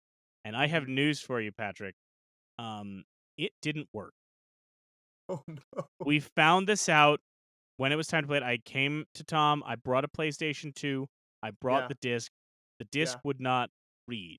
We tried Oh, multiple no. times. It wouldn't read. Now, a podcaster less committed to the bit, Patrick, Yeah. would just say, fuck it. let's just watch some YouTube playthroughs and pretend we Sure. played the game. And Sure. I know a podcaster less committed to the bit would say that because that is what Tom said. But we didn't Yeah. do that. I said that. I said it a few times. Yes. I said it while we were playing it. Did you do what I did? Is 'Cause that I have a get PS, it for the I have a PS2. I did not buy it for a PS2. It's in the PS4. That is what we store. ended up doing. And Right. we did that because I remembered you telling me that. Yeah. Because for the listeners, let me break down how well everyone remembers this bit we've all agreed to. We finally made arrangements for Patrick to come on this show. Yeah. And he emailed me and Kyle saying, now remind me, what game are we playing for this again? Uh-huh. Despite him being the one that picked the game. So I It was a said, long time ago. Bounty Hunter. And you went, okay.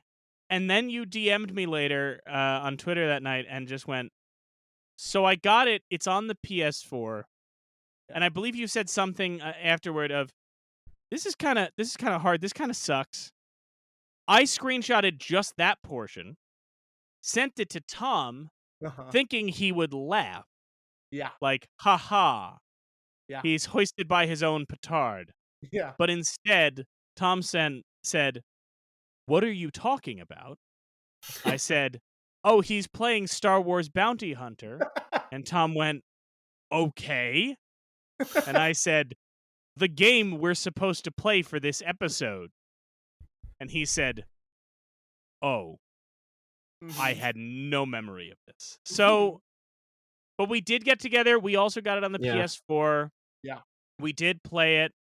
I would argue, sadly, Tom got up to take a phone call and missed the best part of the game. Oh, which was? The opening bumper for LucasArts. Oh, sure. Because in the same way that Frankenstein starts off with a man in front of a curtain introducing you to it, this sets the tone the same way because we see the little LucasArts guy in his logo, but then what happens? He gets chased away by the bounty hunter, Jango Fett, who then lands in the L of the LucasArts logo and uses the little flamethrower on his wrist to make the little arc above him. And I think that's just top shelf stuff. Yeah. And then you get a little trailer for the game that you're about to play. Yeah. Which shows some stuff that looks cool, some stuff that looks not so good, and repeatedly goes back to a close-up of a lifeless Zam Wessel face in PS2 graphics, firing a blaster. Why they kept going back to that one? That's the least appealing image they reveal in that trailer, and they keep going back to it. I don't know why. Yeah. So It's this was a game that my friend had it for GameCube, and I remember playing it at his house on his GameCube all the time. I did not have either console that it was made for at that point, so it was only when I went over Sean McKeon's house that I played Star Wars Bounty Hunter. I remembered the name of the first level. I remembered it was called Dead or Alive Miko. That was all I remembered about it, except for that when you killed most of the people, they would stop and look at their hand and then die. Yes! And I don't know why they do that. It really has no bearing on the game. It's not like they got shot in the hand, but they do it so often that it's like this was a choice. Like you made like 2 death animations, and one was just falling backwards, and the other one was looking at your hand, falling to your knees, and then falling over. Well, when they go to their knees, sometimes they reach out, though, right? I feel like they reach forward sometimes. Sure. We noticed that right away that, like, unlike Jedi power battles where, like, people just fall, they want you to appreciate that these people are conscious of that. Like, when we first shot, because I played it first, we switched back and forth. Like, every time you die or move a level, we would switch controllers. Yeah. When I first killed somebody, and he's like, you shoot him, and then he drops to his knees, like you said, it's slow. I really felt like Clint Eastwood was over my shoulder going, hell of a thing killing a man. You take away everything he's ever been, everything he'll ever be. They want you to feel it, that they're dying. Yeah. Yeah. So and that's something that Star Wars is very, very good at, making you feel death. You feel like you're watching a Haneke movie when you watch Star Wars. So it feels like a very good translation from, the movies to the video games, especially for 2002. Now, Patrick, you mentioned Planet of Presidents. I had this game, like I said, for the PS2. Yeah. I remember a friend of mine in elementary, or I guess middle school at this point, coming over when we were playing it because I was really excited for this game. Sure. because I feel like the early buzz on it was basically like the vibe that we got in the advertising was like, you are going to be in the dirty streets of Coruscant, and it's about bounty hunting. Yeah. Right? I You're think it picking up was bounties also- and you're hunting. Wasn't there a demo on one of the DVDs too? I think you're right. Yeah. I feel don't like remember. there was, because I feel like yeah. that was how we played it so much, was there was a demo on it. And Yeah, I thought it was going to be more hunting bounties, right? Yeah. Like I kind of You the game You can do that. you can, but it's a pain. Like the game I wanted Yeah. was essentially what they ended up doing. Tom's going to roll his eyes. I know it. What they ended up doing in Fortnite when they did the Mandalorian season, they Yeah. did the bounty hunting season, and it was Yeah. like, here's the deal: you're a bounty hunter. You go to a board. They tell you, go find this person, kill them. Yeah. You go find this person, you kill them. That's what I Yeah. thought that game was going to be. So instead, when it starts off and it's like, chase this one guy. Yeah. Also, there's other people walking around. If you want to equip a scanner, you can then scan them, and then the scanner will tell you whether or not they have a bounty on them. And then you have to hit a button to accept the bounty. What we're not going to communicate to you is that you also have to hit a different button to claim the bounty. So Yeah. instead, what'll happen is you'll keep roping this guy with the little rope on your wrist and not know you're supposed to hit a button to complete it. Yeah. So you just keep roping a guy, and then he Yeah. breaks out, and you rope him again, and you go, when does this get fun?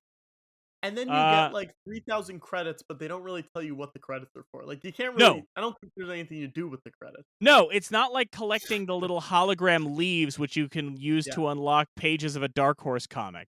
Yeah. Did you get up to that, Pat? Did you catch that? The bonus material? I did know that. I did not read Yeah. any of the comic. You can I unlock. played it. When did I download it? We talked maybe over a week ago, probably. Yeah. And I was like, "Oh, I'll bang through this game super quick. It's got to be easy. Like it'll be fine." When they ported it up to PS4, the controllers are inversed, like the camera moves, and you can't change it. And then also just the camera is super wonky to like see, to like look where he's looking. It's very hard to like figure out how to do that. And it just took forever. And it's like hard. There's hard parts in this game where you just keep dying, and then it sends you back to the beginning of the level, which then takes another like 30 minutes to beat through again during some of the later levels. And it's like I was not having fun with it, and I wanted to have fun with it, you know? There's ways to have fun with it, though. And I think, Tom, is this the part where we can touch on your favorite element of this game? I had a favorite element of this game. Yes, you did. Yes, you did. Because Come you on, have Tom. multiple... Lighting people on fire. Don't be Lighting shy. people Come on fire. Yeah, well, but even before we got the fire, you loved the fact that there's multiple weapons you can choose from in this game. So you get blasters, you get your little rope thing from your wrist, the scanner, and then also just fists. You just punch and kick. Darts. You get darts. The darts, yes, you get the darts. But in the game, there's people walking around. There's aliens everywhere, including tiny little Ugnaught guys. Yeah. And in the game, what you can do is you can approach one of these Ugnaughts, and as Tom quickly discovered, you can equip Punch. And instead, since they're so low to the ground, Jango will sometimes just kick them, and then they just fly in the air a little bit. Oh yeah. They do a little spin in the air before they drop. Yeah. So before we even got to the fire, you punt the shit out of those guys. Yeah. It's awesome. That was Yeah. That was where, so we would reach a point where, because there was a certain point in the second level where we couldn't figure out what the hell else you're supposed to do. Yeah. Which is big problem in this game. Yeah. Yeah. Because I don't know if you had the same issue we did. I didn't know you could push buttons on control panels. Sure. So we reached a certain point, and here's the weirder thing. The port for the PS4 has a bit of a glitch to it, where there's a certain hallway that you reach. You might remember this. So you're chasing after the guy, right? There's a guy who you have a bounty on, you're chasing after him, and then he leads you to a room where there's a bunch of guys all shooting at you, right? You take them all out. There's a broken elevator platform you hop on. You hop up. You get to this place. You round a corner, and a guy comes out with a blaster. You shoot at him, and what you're supposed to do, we find out later, is there's a control panel. You hit the button, it opens the door to this new level, right? And that's where you go to get the jetpack and all that. We didn't know about the control panel, So around the corner, go in the hallway, shoot the guy. Yeah. Don't know what to do, so I leave. The glitch in this game is that every time you exit that hallway and then come back, the bad guys respawn. So all you have to do is step away from the hallway for a second, and then you get another guy with a blaster shooting at you. Whilst I was doing that, I was asking Tom to look up like a strategy guide to walk me through what to do.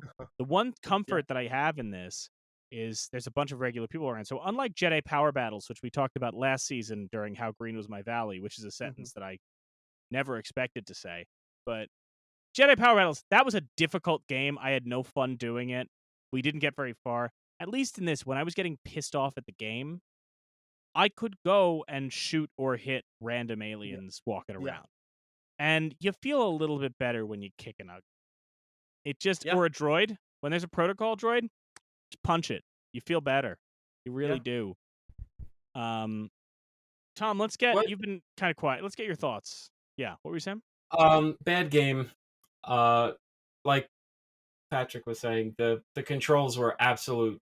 They were just completely disorienting. You could not do shit playing this game. I've said it to. I'm pretty sure I've talked about this with Kyle. I think at every game, most games, like 99% of games released after the Super Nintendo and before the PS3, are almost unplayable because you get to the controls like that. Where you're like, oh wow, yeah, we just didn't know what we were doing in 2002 with these third-person shooter games. So I liked kicking the Ugnaughts. I liked lighting people on fire. Yeah, we should talk about you. At some point, get a flamethrower. You do get a flamethrower, which is anyone fun. on fire, and they run around when they're on fire. Yeah, and they tell you that they're on fire, and I mean that literally. They say, "I am on fire," very calmly, which is I did nothing disconcerting. wrong. Why are you doing this? Oh God, I've never prayed to you before, but now feels like the right time. Yeah, it's all that stuff is very pro. Like I'm all pro that. But the actual experience of the game is very frustrating. It's not even like holding your hand. They don't tell you like what to do at all. It's just kind of like, yeah, figure it out. I'm like, I don't know, man. How am I supposed to know? I'm supposed to press a button on this, not very detailed panel next to a wall. How am I know I'm supposed to crawl into a ditch and use a laser cutter to cut through a grate? It's like, okay, how was I supposed to know that, guys? It also just reminded me, like, before the Disney purchase, what Kyle might remember this, or the studio or whatever, like, they were making a game that was essentially supposed to be like this, where you play a bounty. Yeah, where you were going to be, like, a bounty hunter in the shitty part of the Star Wars universe. I'm like, hey, man, bring that back. I like Cal Kestis. These new games were fun, but let me be a bounty hunter and just do some crazy shit. Let me light some people on fire in sparkling 4K. That was what I was thinking while I was playing this whole thing. I was like, if they made this game today, it would be very fun. Like, there would be so much good stuff in it. A lot of the problem is, like, you're going around and you're looking at the levels, and there's, like, 2 different kinds of aliens there, and that's it. You know what I mean? And it's like, there's 10 guys in a giant level, and they're all Ugnaughts or the... oh my god, I can't remember what they're called. Reese, I think is the name of the alien, where they have the 3 eyes. And those are like the only 2 kinds of aliens you get in this game. And there's nothing else to do besides the main missions. Like, the bounties aren't that much. What we want is Grand Theft Auto in Star Wars, right? Which, like, ideally is that game that's coming out, when is it, next year? Outlaws or whatever? That's ideally what that game is going to be. I don't know, but... Yeah, it's the whole premise of the game, being a bounty hunter, is very much an open world kind of thing where you can have your missions, do whatever, but you jump around to all these different worlds and look for bad guys and all of this stuff, and it like, it's just one of those frustrating things of the PS2 era, older eras of games. You have these ideas that they just could not reach yet, and I hope that Outlaws game is kind of the promise they made to us 21 years ago with Star Wars Bounty Hunter, which is, I don't know. I mean, you do kind of miss the era where there was just always like 5 Star Wars games a year. Yeah. And it was just like a crapshoot if they would be good or even like functioning. And even though now it's like, all right, you get a Star Wars game every now and then, and they're good. Like these new ones with the redhead kid, Cal Kestis. It's like, these are really good games. They're fun. Yeah. Battlefront, whatever. I do kind of miss just throw shit at the wall. Let's see what happens, man. Yeah. I mean, that was kind of the charm of, I think it gets lost in all of the, like, modern, like, way too much prequel hate, Simon Pegg in space kind of thing. But, like, part of the fun of that era of Star Wars, not just in the movies, in the games, the comics, the toys, was this sense of, like, I don't know, it could be anything. You know what I mean? Like, it could be, there wasn't really, like now when we talk about Star Wars, there's all these people, including people on the inside, who are just like, well, I know what a Star Wars is, right? What made The Mandalorian so exciting was it was like the first time we really felt that energy of like, nah, we're going to do Lone Wolf and Cub. Like, we're just doing our own thing. But like that era of prequel era Star Wars, whether it's, what was going on with Jango Fett and games like Bounty Hunter or even Pod Racer for the N64 or anything, there was just this sense of like, Lucas is at the helm going, anything I want to be Star Wars is Star Wars. If I want there to be a 50s diner in Star Wars, it's in Star Wars because I say what's in Star Wars.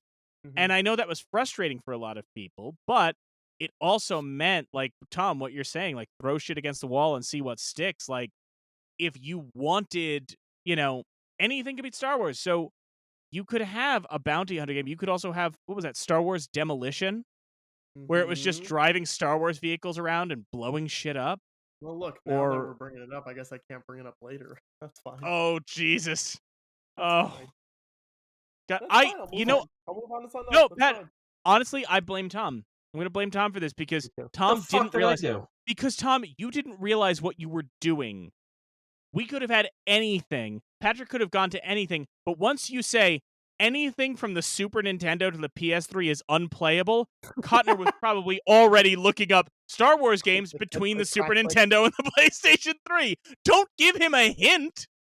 Don't tell him what will hurt us. I have a backup. It's fine. I have a backup. It's okay. Well, listen, if you really want to torture us, make us play Super Return of the Jedi, the most difficult game ever created. I thought you were about to say Super Bombad Racers, and I was like, I'm fully in on Super Bombad Racers. I remember that one. I guess we're gonna move to option number 3. I mean, maybe that's maybe that's how we yeah. What's that? Yeah.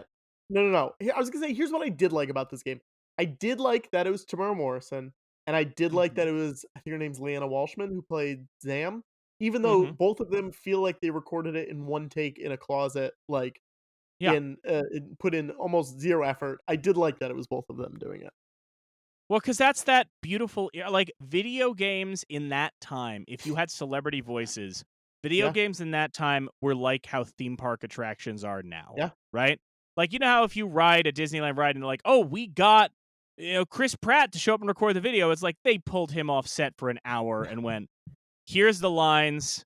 I just pretend you know what you're saying. Pretend you've ever been to Epcot before. Tom, I'm Bill Paxton. You're about to witness an F5 tornado. It's like staring into the eyes of God. It's Tom. The new Guardians ride has Chris Pratt, and the old one. Not old one. The one that's in Disneyland that reskinned Tower of Terror. Performances are good. Bradley Cooper's doing well. If that's his voice, I think it is. Benicio del Toro, hamming it up like you've never seen for this theme park ride. But in the new one, Chris Pratt as Star-Lord has to reference Epcot rides that used to exist. And Tom, he delivers them with the same confidence as you would deliver lines talking about Epcot attractions. Pratt seems to have the exact same interest in the history of 80s Epcot and Disney World as you do. Hey guys, squints eyes, looks at cue card, Body Wars? But the best part is, he doesn't even say remember. What I love is he just has a line, he goes, oh man, I can't wait to ride Horizons.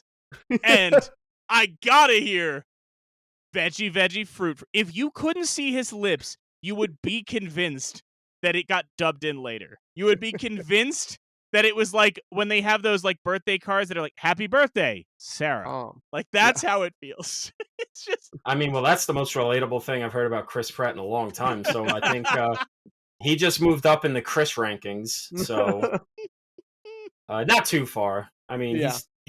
he's still third. I don't want to drag it too much of unfamiliarity because that could just be how he is. Because let's not forget that interview for the Super Mario Brothers movie where he goes, "Man, I just love jumping on Koopas." It's distinctly possible that he just, unlike us, maniacs who can absolutely in a minute recall minute details of pop culture, he might be the kind of person who, like a normal person, doesn't remember the specific names of things immediately. Or, a charming, good-looking rich man who, exactly. is doing other things other than this nonsense. Exactly. Like, his cultural currency is talent and attractiveness and wealth, whereas and for dating us, Schwarzenegger. Yeah. Whereas for us, our cultural currency is remembering things. That's right. Our cultural currency is remembering things like Sebulba. That's the only way we get by. Is Sebulba? Is that the character in this one? Is it? Oh, you guys might not even have gotten to that yet. There's another. No, I only did 2 levels. Oh God. I think his name is Sebulba. I'm looking right now though. Yeah, just not a Sebulto is his name. Okay. It was disappointing playing this game because I do remember it as being very fun. And in my 2002 brain, I was like, "Oh my gosh, this is the peak of video games. It's never going to get better than this." And now playing it, it's just like, "Oh, okay." Do you think part of that is playing it at a friend's house? Probably. Do you think that might have And added to it in terms of like you couldn't have it all the time? We had a Game Boy Advance and we had a PlayStation 1. So that was like it. And most of our PlayStation 1 games were like IP based. So it was like, "Oh cool, we got Wheel of Fortune or we got like some Shrek game or something, So it was not like I was playing like shoot 'em up bang bang games. That was why I went to Sean McKean's house. It does make me feel like I'm never going to play it because where am I going to get an N64? But like Shadow of the Empire, I'm not borrowing a fucking N64. But like it makes me like Shadow of the Empire was so good. Yeah. Where it makes me feel like if I ever went back and tried it, I'd be like, fuck. Yeah. I should have left this in my memory. Yeah. Because that was like the high point for Star Wars video games for a long time. Yeah, like time, that game ruled. Ugh, I mean, I will say I was legit a huge N64 pod racer fan. Mm-hmm. I played the shit out of that game. It was the only video game I don't think I date. had that. We got it as like I remember it. Toys R Us like had the bundle that was N64 with, but there are the 2 video game systems that entered our home in the late 90s were because Dad and I were at Toys R Us and they came bundled with a Star Wars game. PlayStation we only got because it came bundled with Masters of Terrakasi. Sure. And I was so Patrick, I was so waiting for you to go. You had to go to 4th on the list. That was what I was betting was the next one. Well, and then the N64 we got because of Pod Racer. And Pod Racer was cool because you could customize your pod. Yeah. As you won races, you could go to Watto's junk shop, and Watto would sell you parts. A boy. And I mean, look, we're talking about the era when if you got celebrities in your video games, it was huge. And having Andy Seacombe in there playing Watto again was like really big for a lot of people. It was a selling point where there was like, "Oh my god, they got Seacombe? That's crazy." I mean, the midnight release of that game was like a Black Friday. People were just getting trampled to death. It was like, I got to get some of this. I need more of it in my life. They put that back out onto Switch. That game is on Switch. And I never really played it as a kid, and I got it for some other podcast during lockdown. They were like, "We're playing Pod Racer. You got to get it." And I'm like, "Okay, fine." So I got it. There's like 6 levels maybe on it. Mm-hmm. It feels like one of those things that like at the time you're like, "Oh my gosh, there's 6 levels, 6 tracks we can play." And now you're like, "Okay, well now what do I do?" Like I've done 3 of the tracks. What's next? I think the saddest thing about that is you're talking about the tracks. I have not touched that game probably since 2001. Yeah. And as you mentioned the tracks, my brain immediately unlocked. Well, there's that one, the sand level, where like if you go up on the right in that little ramp, you got to burst through that wall just right. I still remember some of Yeah. the shortcuts in the racetracks from Pod Racer. Crazy. But, and you're right. We got, they did get Watto back for the game. I'm sure the actor was agreeable. As I have heard, all Star Wars franchise actors, especially from the prequels, are always game for anything and all kinds of silliness. There's never any issues with any of them on any kind of video game or perhaps improv talk show. Never any problems. Never. Everything runs smooth. Never Should you have give to a cut little anything. context for what you're doing right now? You give as much context as you want. The only thing I will say is it is the only time I have seen in the designated George Lucas talk show subreddit people posting, I get uncomfortable at awkward things. Should I skip this episode? And they're your fans, so I don't want to say any more about the people in that post, but I'll say it. I'll say it. We did 2 live shows in London at the Soho Theater, and one of our shows, we had a man who played 5 characters in the Phantom Menace. He was primarily a mask guy, like, he was under a mask for a lot of it, and just a real wild card, a real British actor wild card where you didn't know what he was gonna say next, and a lot of times it was not a great thing that he was saying next. Had to cut 2 things from the episode, never to be seen by public eyes, because even I got uncomfortable and said, "Well, we can't put that out there." Real weird night. It's on YouTube. You can watch it. Well, most of it's on YouTube. Yeah. Some things, some things are resting with our good, like the caller number 2. What was it? What do we call him? As the second guest. Yes. Yeah. Things that will only be released when people are dead and in the ground. Patrick, that kind of makes it sound worse.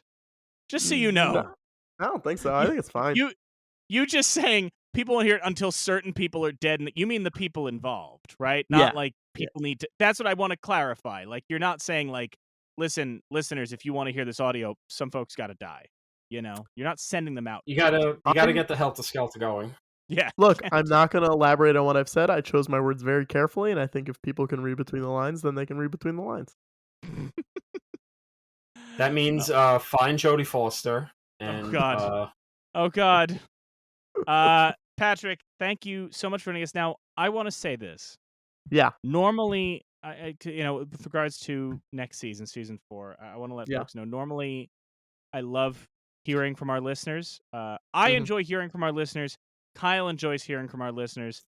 Tom wants to be left alone. Tom does not like hearing from our listeners. Tom doesn't even know he has listeners. Yeah, I literally have no idea what's going on at any time. He sends me like, "Oh, we got like 100 views on this TikTok," and I go, "We're on TikTok?" No. Okay. Now Tom knows, because Tom is very weirded out by the fact that the TikToks that feature his voice perform better than the ones that feature mine. And he doesn't understand why. Good for you. I don't get it. But so yes, we are on TikTok, we're on YouTube. Folks can check that out. But I say this more to say, I normally love when people reach out. But Patrick, as much as I love you calling your shot on these episodes, you're the only person that is allowed to, has been allowed in the past to select your movie on the previous episode and all that.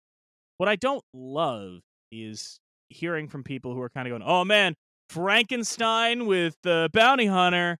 It's like, well, I love the bit, but I don't know. I feel like if we're going to be surprised by whatever you're going to force us to do next episode, I think the listeners should be surprised about when it's going to pop up. So here's what's going to happen. You're going to tell us what Star Wars ephemera we're talking about next season when you come on, but we're not going to say what movie it's for. So listeners, there are 25 movies next season. You're not going to know when this is going to pop up. Is it going to be during What's Opera Doc? Maybe. Is it going to be during Psycho? Maybe. Is it going to be during Birth of a Nation? Probably not. I think Patrick wants to stay employable, so probably not. But again, 25 options. So I'm just telling y'all, right now, I assume, unless he needs more time to think, Patrick is going to tell us what Star Wars ephemera we're talking about, but then just know there are 25 different movies it could be attached to. It could be a movie that Patrick loves dearly. It could be a movie he has never seen or never even heard of. We just don't know. And you know what? I'm going to say the movie, too, and you guys can bleep it. Okay. Because this also, I'm going to say it. I want to watch, and I want you all to watch Ewoks Battle for Endor. Okay. Yep. It is on Disney+. All right. So so for the listeners, any one of these movies next season could feature Battle for Endor. Mm-hmm.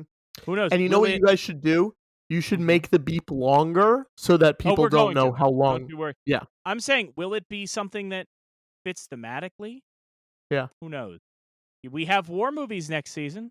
Maybe it could fit. The Big Parade's a war movie. Paths of Glory's a war movie.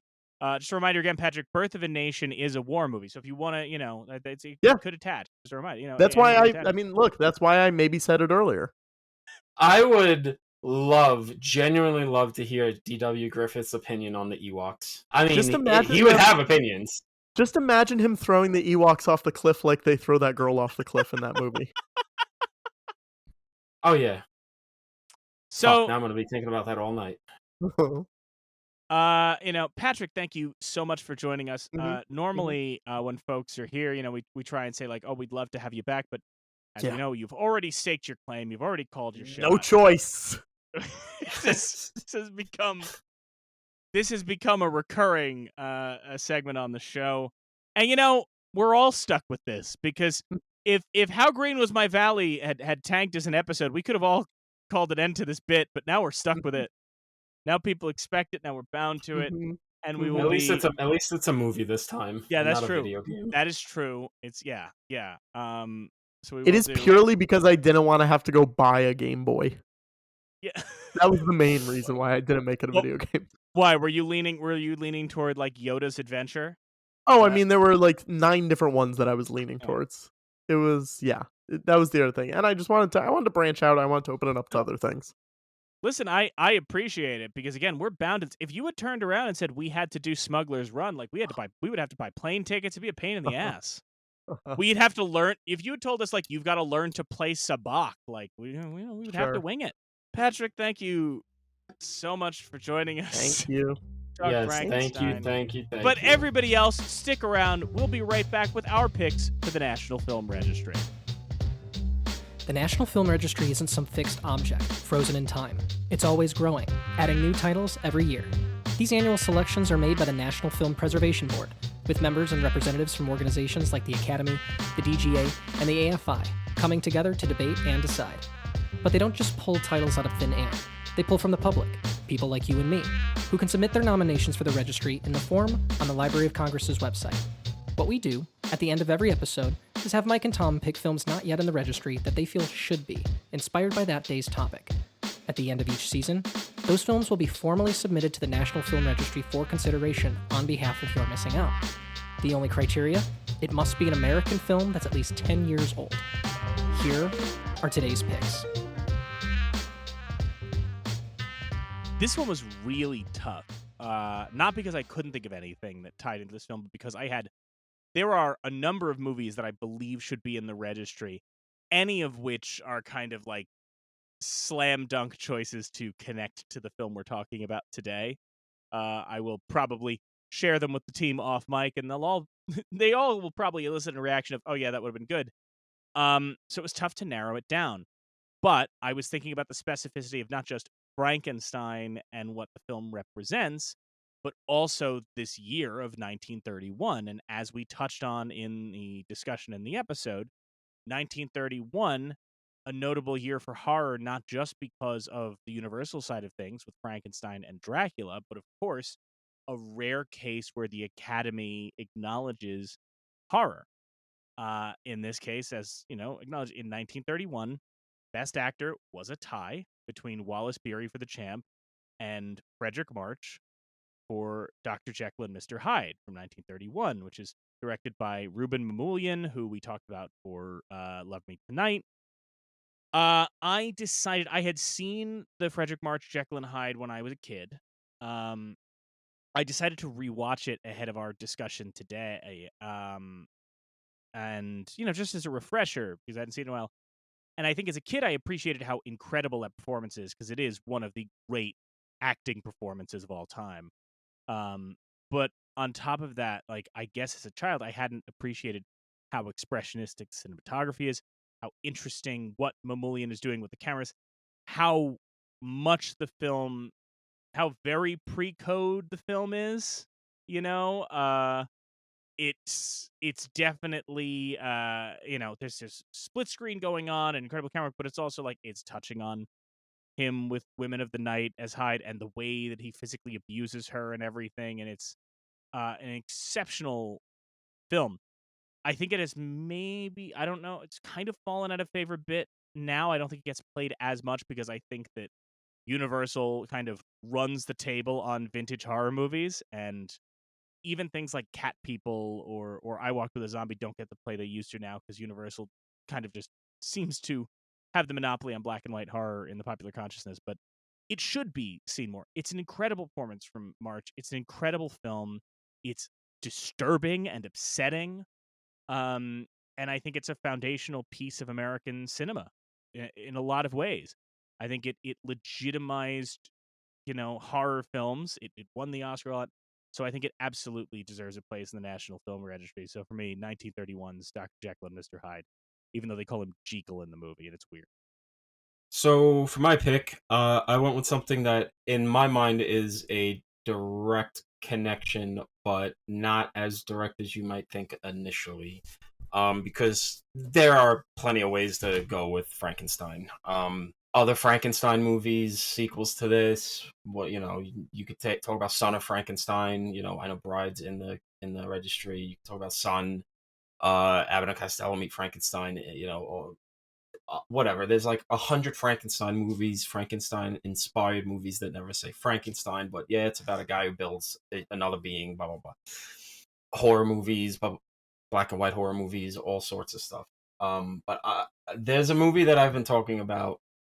I always made an argument that this movie was a Frankenstein story. And I don't think anybody really saw it that way, but the way I see it, it is a Frankenstein story. But it is this filmmaker's version of a Frankenstein story, which kind of, in my opinion, is maybe the most sympathetic towards its creature than most of the other ones. I think this one definitely has a sympathetic view of the creature, and so does Bride and Son and a bunch of the other ones. But I think this one has the most, hard to say down to earth, but it does have a down to earth humanistic quality while never ignoring the monstrous deeds that the creature does. I think this came out at a time where it only could have come out during this time. It may be the best of its era, of its little subgenre of horror at the time. It's going to be a controversial pick because it was controversial when it came out. I'm picking Rob Zombie's Halloween. I think there was an era of Hollywood where horror remakes were big, and I think to ignore that is, disingenuous. Even there's a bunch I like, to be honest. I love the Hills Have Eyes remake. I love the Last House on the Left remake. The Texas Chainsaw Massacre one kickstarted it all, basically. But I think Rob was the first and maybe the only guy to really do his own thing with the remake. He literally did What If Halloween, the Michael Myers story, took place in the world of the Devil's Rejects. And I think it's a Frankenstein story. I think Michael in his version is a creature created through the perfect mixture of environment and genetics. I think it's very bold. First hour of the movie basically is a prequel to the original movie, and then he goes into the original movie, but in his way. Very few directors, at least of the 21st century in horror, have been able to make violence hit as hard as he did. And the violence in his Halloween movie, his first one and his second one, but in this first one, is so brutal and unpleasant, and it really it goes to great lengths to show you that Michael is kind of a victim to the world he was born into. but the violence is so brutal it never makes you fully in the bag for him. I think it's a really great movie, and I think if any movie from this era of Hollywood horror where they were remaking the past, I think far and above Rob's is the one you go with. And I think the Frankenstein connection is very deep, and Rob's a bit classic horror guy, and I think that was definitely either in his mind consciously or subconsciously. Either way, it made it through the movie. And yeah, I think that's my controversial pick for the week. Rob Zombie's Halloween. Let's all go to the lobby. Thank you again to Patrick Cotnoir for joining us. Next week, Daniel Zana and Harry Ottensasser from the Jews on Film podcast join us for the precursor to Fiddler on the Roof, 1939's Tevye. Don't forget to follow the show wherever you get your podcasts. Thanks again for listening, and we'll see you again next time. Here on You're Missing Out. They honor movies of historical, cultural, or aesthetic importance on the National Film Registry.